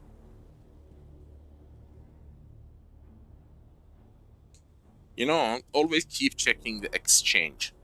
There might be some really high-end armor, weapon, tools people are selling for a cheap price for 200,000, 300,000. Always keep an eye open. You might get lucky and get a really powerful sword or gun or armor for a very cheap price.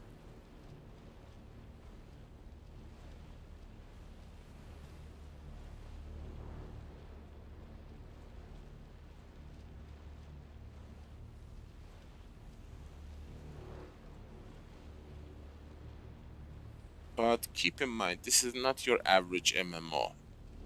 It's a long game. To get like a high-end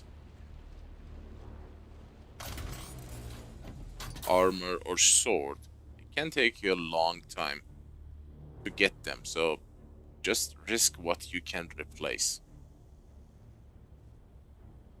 But trust me, on the exchange thing, you can find a ton of high-end stuff that people want to sell because, you know, there are a lot of people who are hunting a ton of schematics and they don't know what to do with them.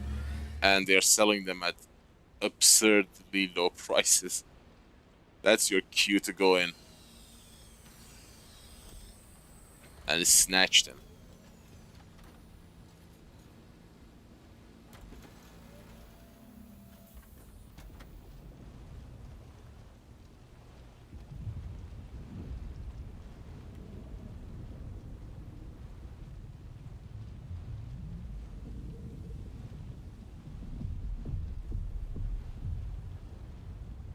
And don't be shy to sell stuff. Like, bring spice-infused duraluminum ingots. Whatever you think, like, bring duraluminum itself, bring aluminum, bring corpses. Test the market, see what sells. Look at how much money I have. 94 million, almost 100. So, yeah, you can make a decent money from selling practical items that people use all the time. Just do not sell anything higher than what NPCs are selling in the game. Like, for example, 10,000 Solari is the price for 500 fibers. So if you want to sell 500 fibers, do not sell it higher than 10,000 Solari because people won't buy it.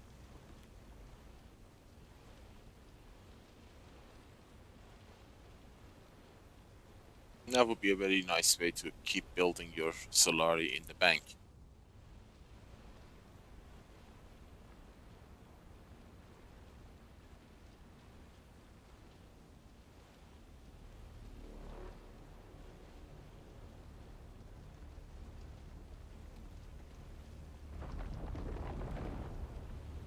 Seriously, you camped?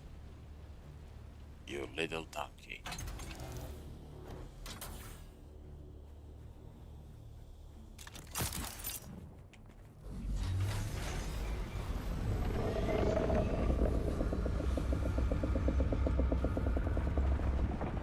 Yeah. Come on. Get the hell away.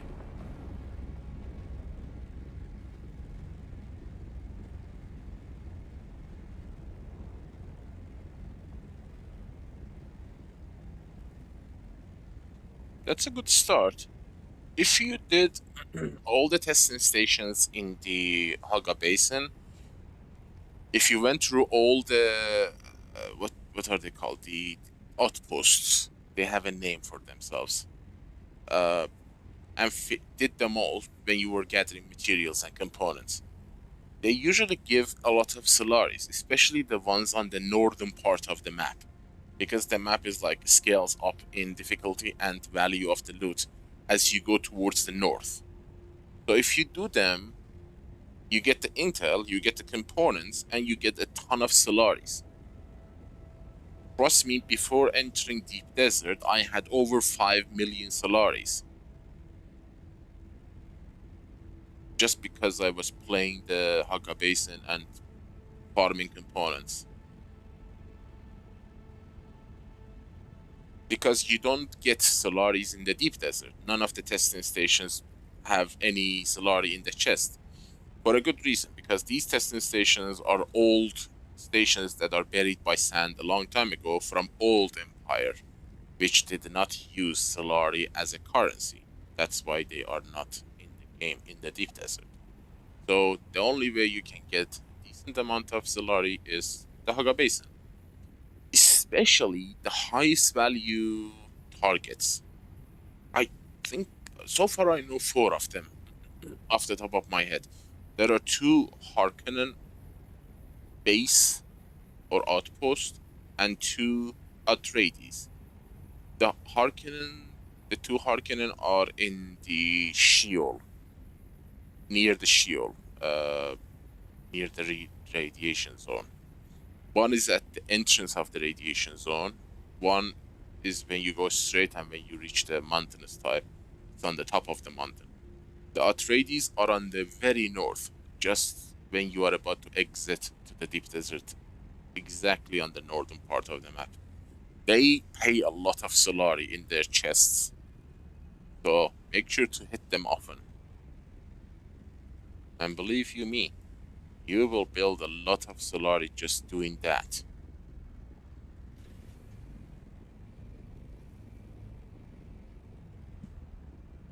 And don't worry if you don't have a lot of Solari, because right now it is kinda useless.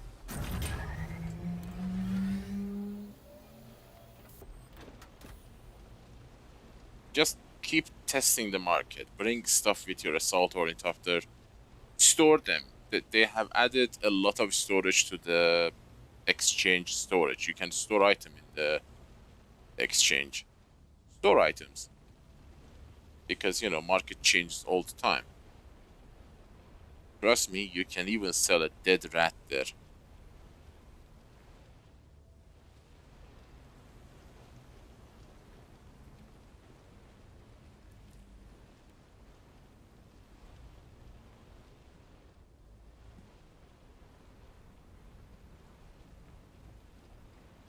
For a long time, I had a grip on spiced infused plastinium dust in my deep desert.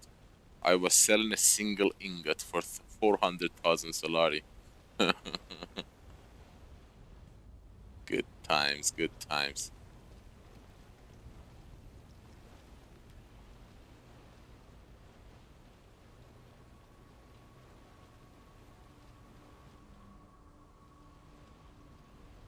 Alright, buddy.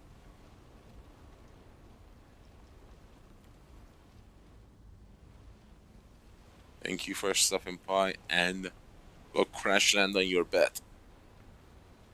Hope to see you soon. And take her easy.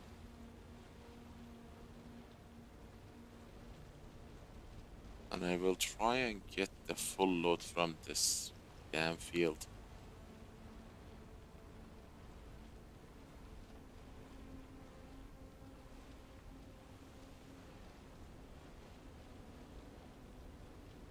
Good night. I swear it's not gonna give me a full crawler.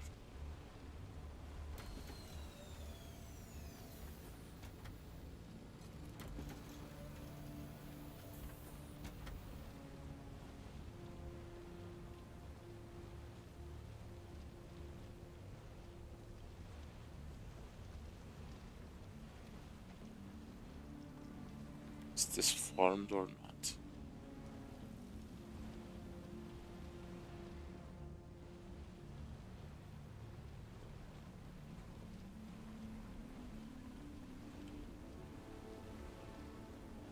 It's not. Oh god, it is so hard to see.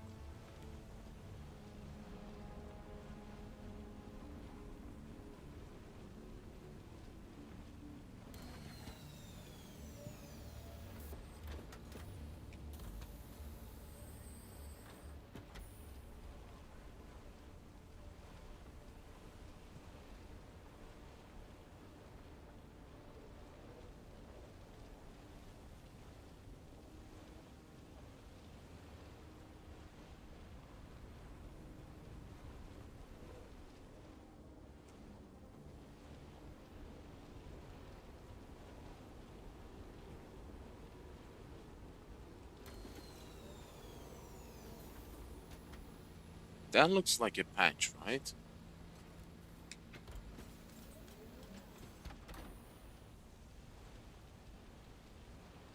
Just to increase the draw distance in this game, they ruined the color palette of the game. Game used to look so beautiful. Like, you can actually see the difference between colors in Haga Basin and Deep Desert is night and day. Deep Desert looks so washed out. Low contrast, low brightness.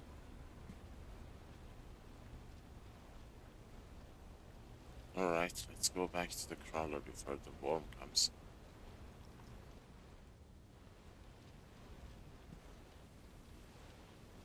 And before my tank explodes.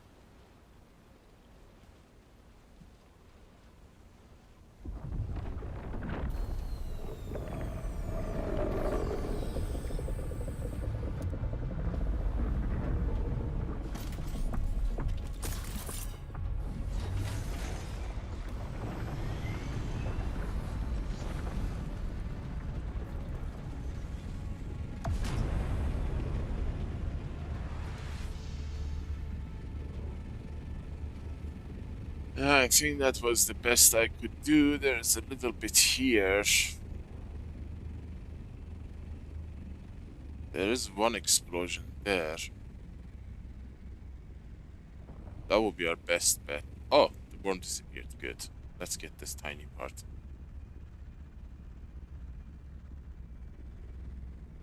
It's so tiny from the look of it.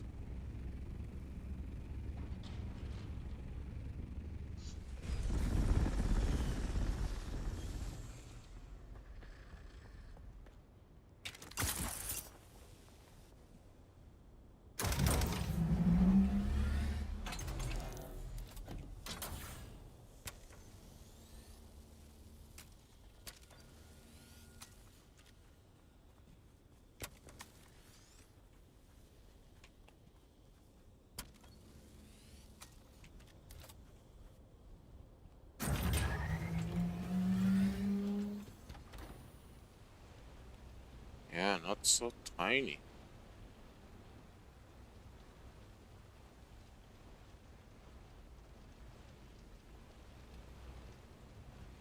Good, the daylight is coming.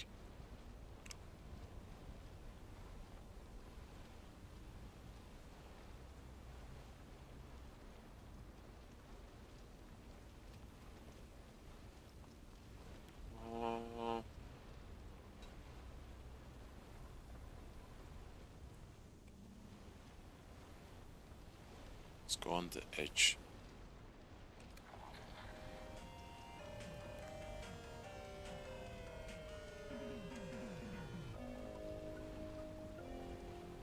This should give us a decent yield.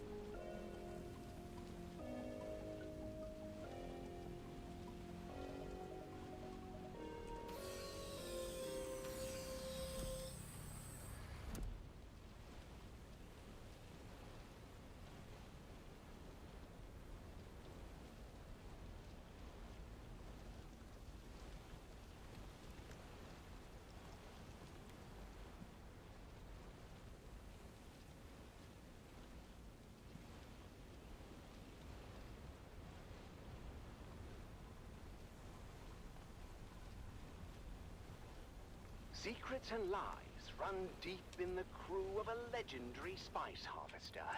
It seems there is more to than who.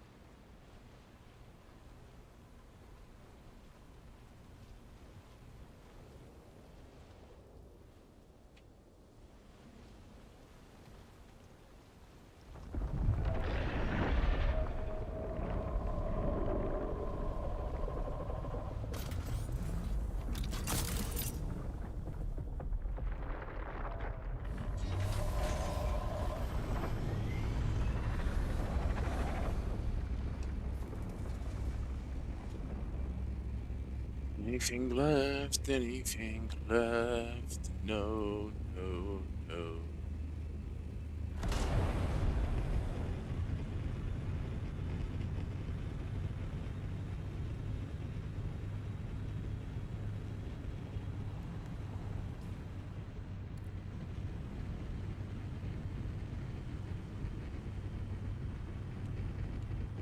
The Harkonnen Network, where every moment is an opportunity to prove your loyalty and strength. Strength through loyalty. You are listening to frequency 152.6, the voice of House Harkonnen. We are Arrakis. There's a medium right there. Witness as the dark and tangled truths of House Atreides are revealed by the Convert. Greetings, Truth Seeker. I am the Convert. Once a high-ranking advisor to the Atreides regime, I have since escaped and now live under the protection of the Bearer. I have now received word from my supervisor within House Harkonnen from my dear wives, my family, that they have all been cruelly executed by the Atreides. This is difficult to speak of, but I must continue. Today's question: what is the role of religion in times of turmoil? When I left House Atreides, I also left behind the false faith of my fathers and the lies of the Quraniana Zen Christian scripture. Naturally, I recognize these things for what they were: tools for control, an aim for the masses, a way to keep an oppressed people docile and unquestioning. What comfort does religion offer in the face of loss? Does it provide real solace? Or is it merely an illusion, a false promise of meaning, of reunion in some mythical afterlife?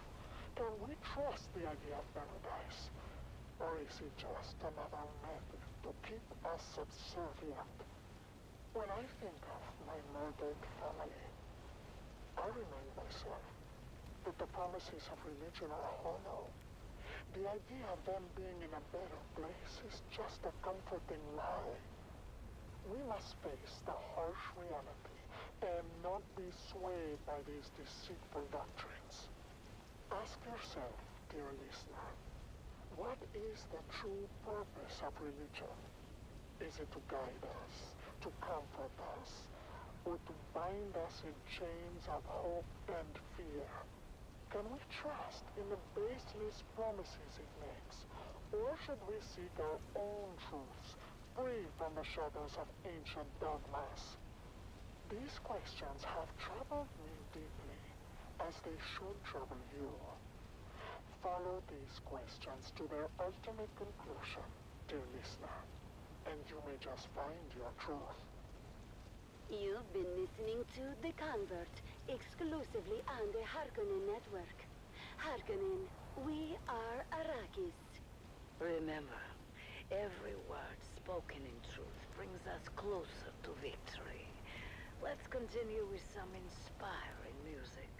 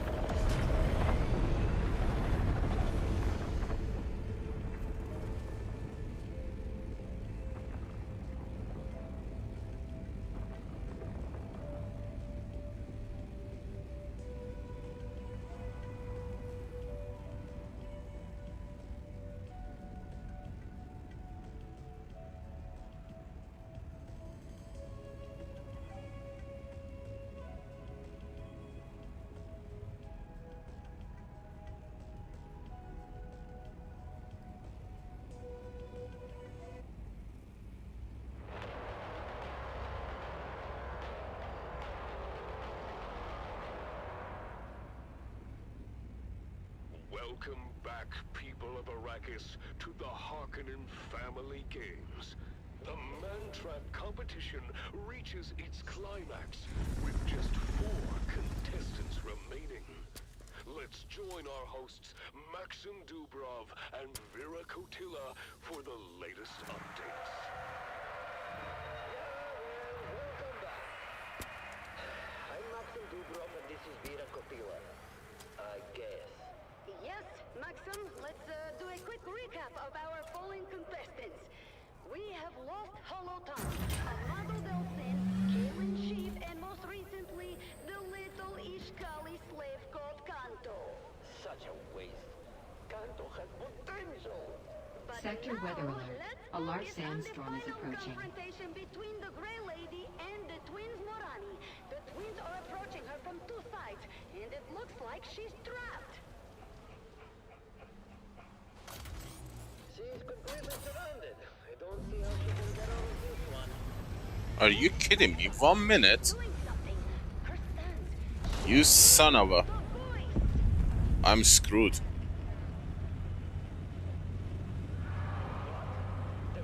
I am screwed. I remember now. Maxim, that's Sister Elara, the Bene Gesserit defector. The scandal when she was expelled was huge. She's been missing for years. Elara? The one who challenged the Reverend Mother? This is incredible! Exactly. She was known for her mastery of the voice and her truth-sayer abilities. And now she's using those skills to turn the twins Morani against each other. They're attacking each other. She's commanding them to fight to the death.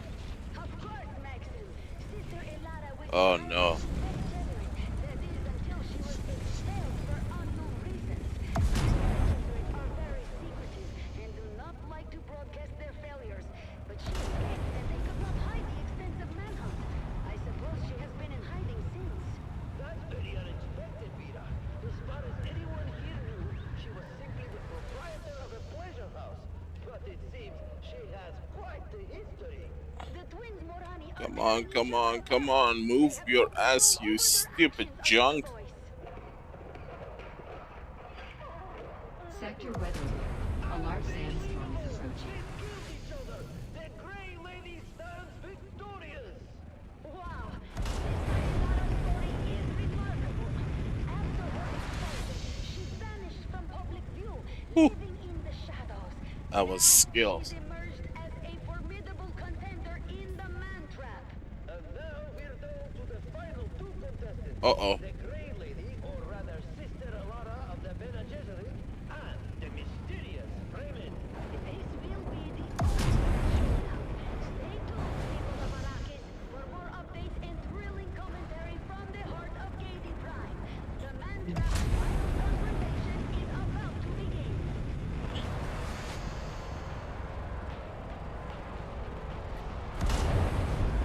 Keep your ears glued to the Harkonnen Network for live updates and all the brutal highlights from the Mantrap.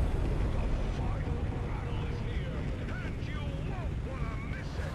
The Harkonnen Network, Very safe. where every moment is an opportunity to prove your loyalty and strength. Strength. That was a through nasty loyalty. storm.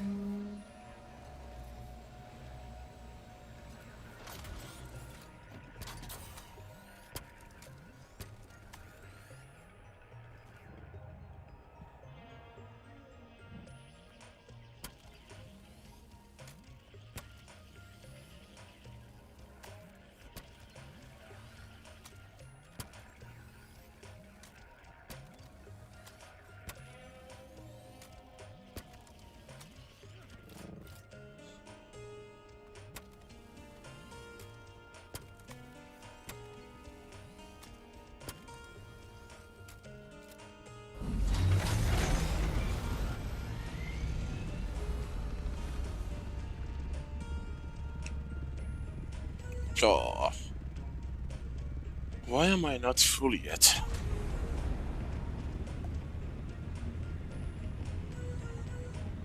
I swear there's like 100 spice needed to fill it up.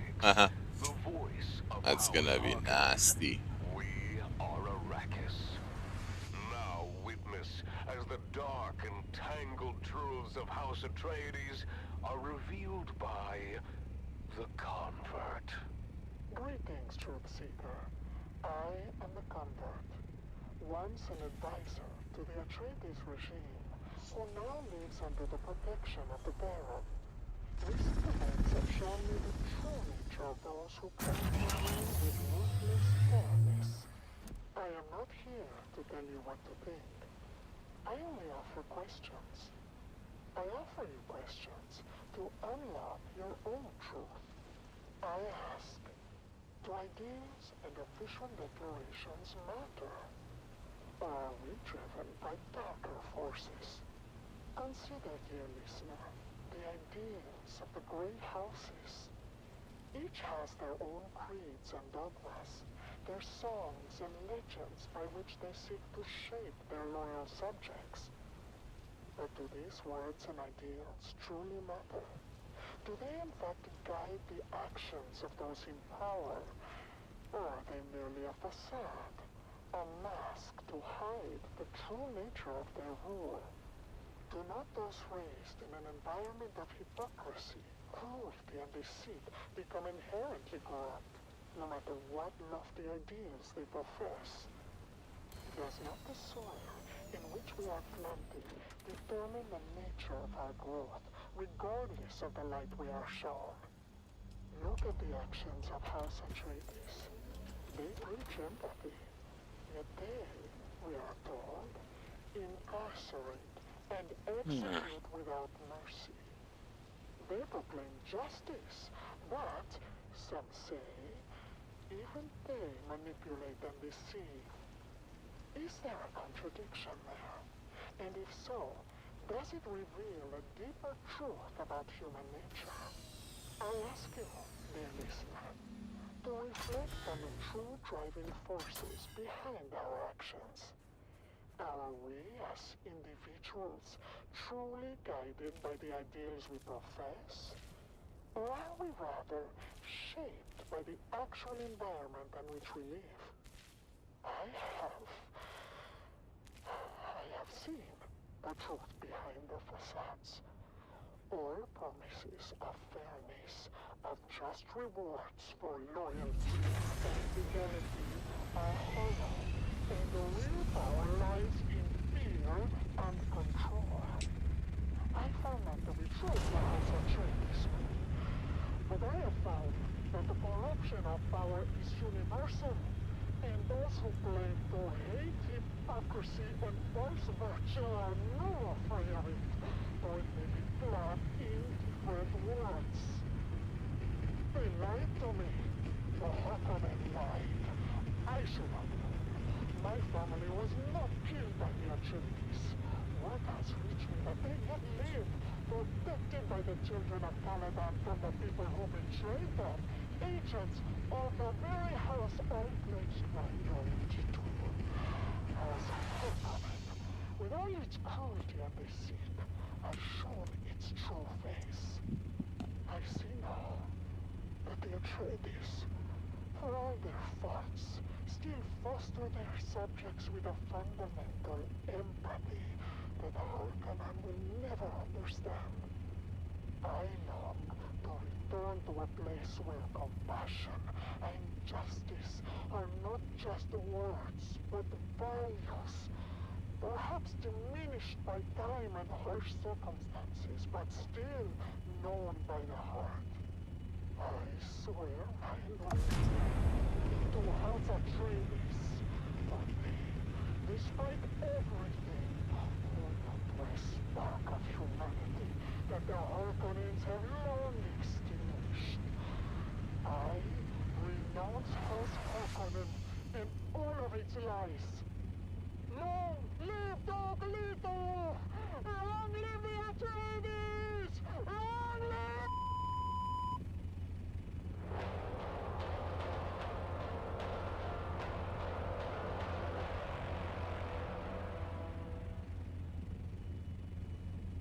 Stay tuned to the Harkonnen Network, where loyalty, strength, and victory are celebrated. Strength through loyalty. Knowledge is indeed power, dear listeners. And speaking of knowledge, I feel the urge now to share a candid story from my own life. And perhaps it could be a learning opportunity for any young Harkonnen woman pondering their prospects. You see, once I had an intimate acquaintance with a highly ranked officer. He shall remain unnamed, but let's call him Bersag X. He was quite charming, and our nights were filled with passion and whispers. But he was prone to speaking in his sleep, and therein lay his doom. You see, the words that Bersag spoke in his post-coital slumber were, let's say, troubling. He spoke in the darkness of the night, of doubts, of questioning the Baron's decisions. I knew then what I had to do. The very next morning I reported his treacherous thoughts. The Baron, in his wisdom, had Bersag X removed from his position and taken to a place where such doubts could be collected. While I was praised and handsomely rewarded, I took a new lover. This time a brigadier, who turned out to have challenges of his own. But that, my dear listeners, is another story entirely. The lesson here, of course, loyalty above all. Loyalty to the Baron, to the glorious Harkonnen family. Never, ever forget that. Now, let's return to our uplifting music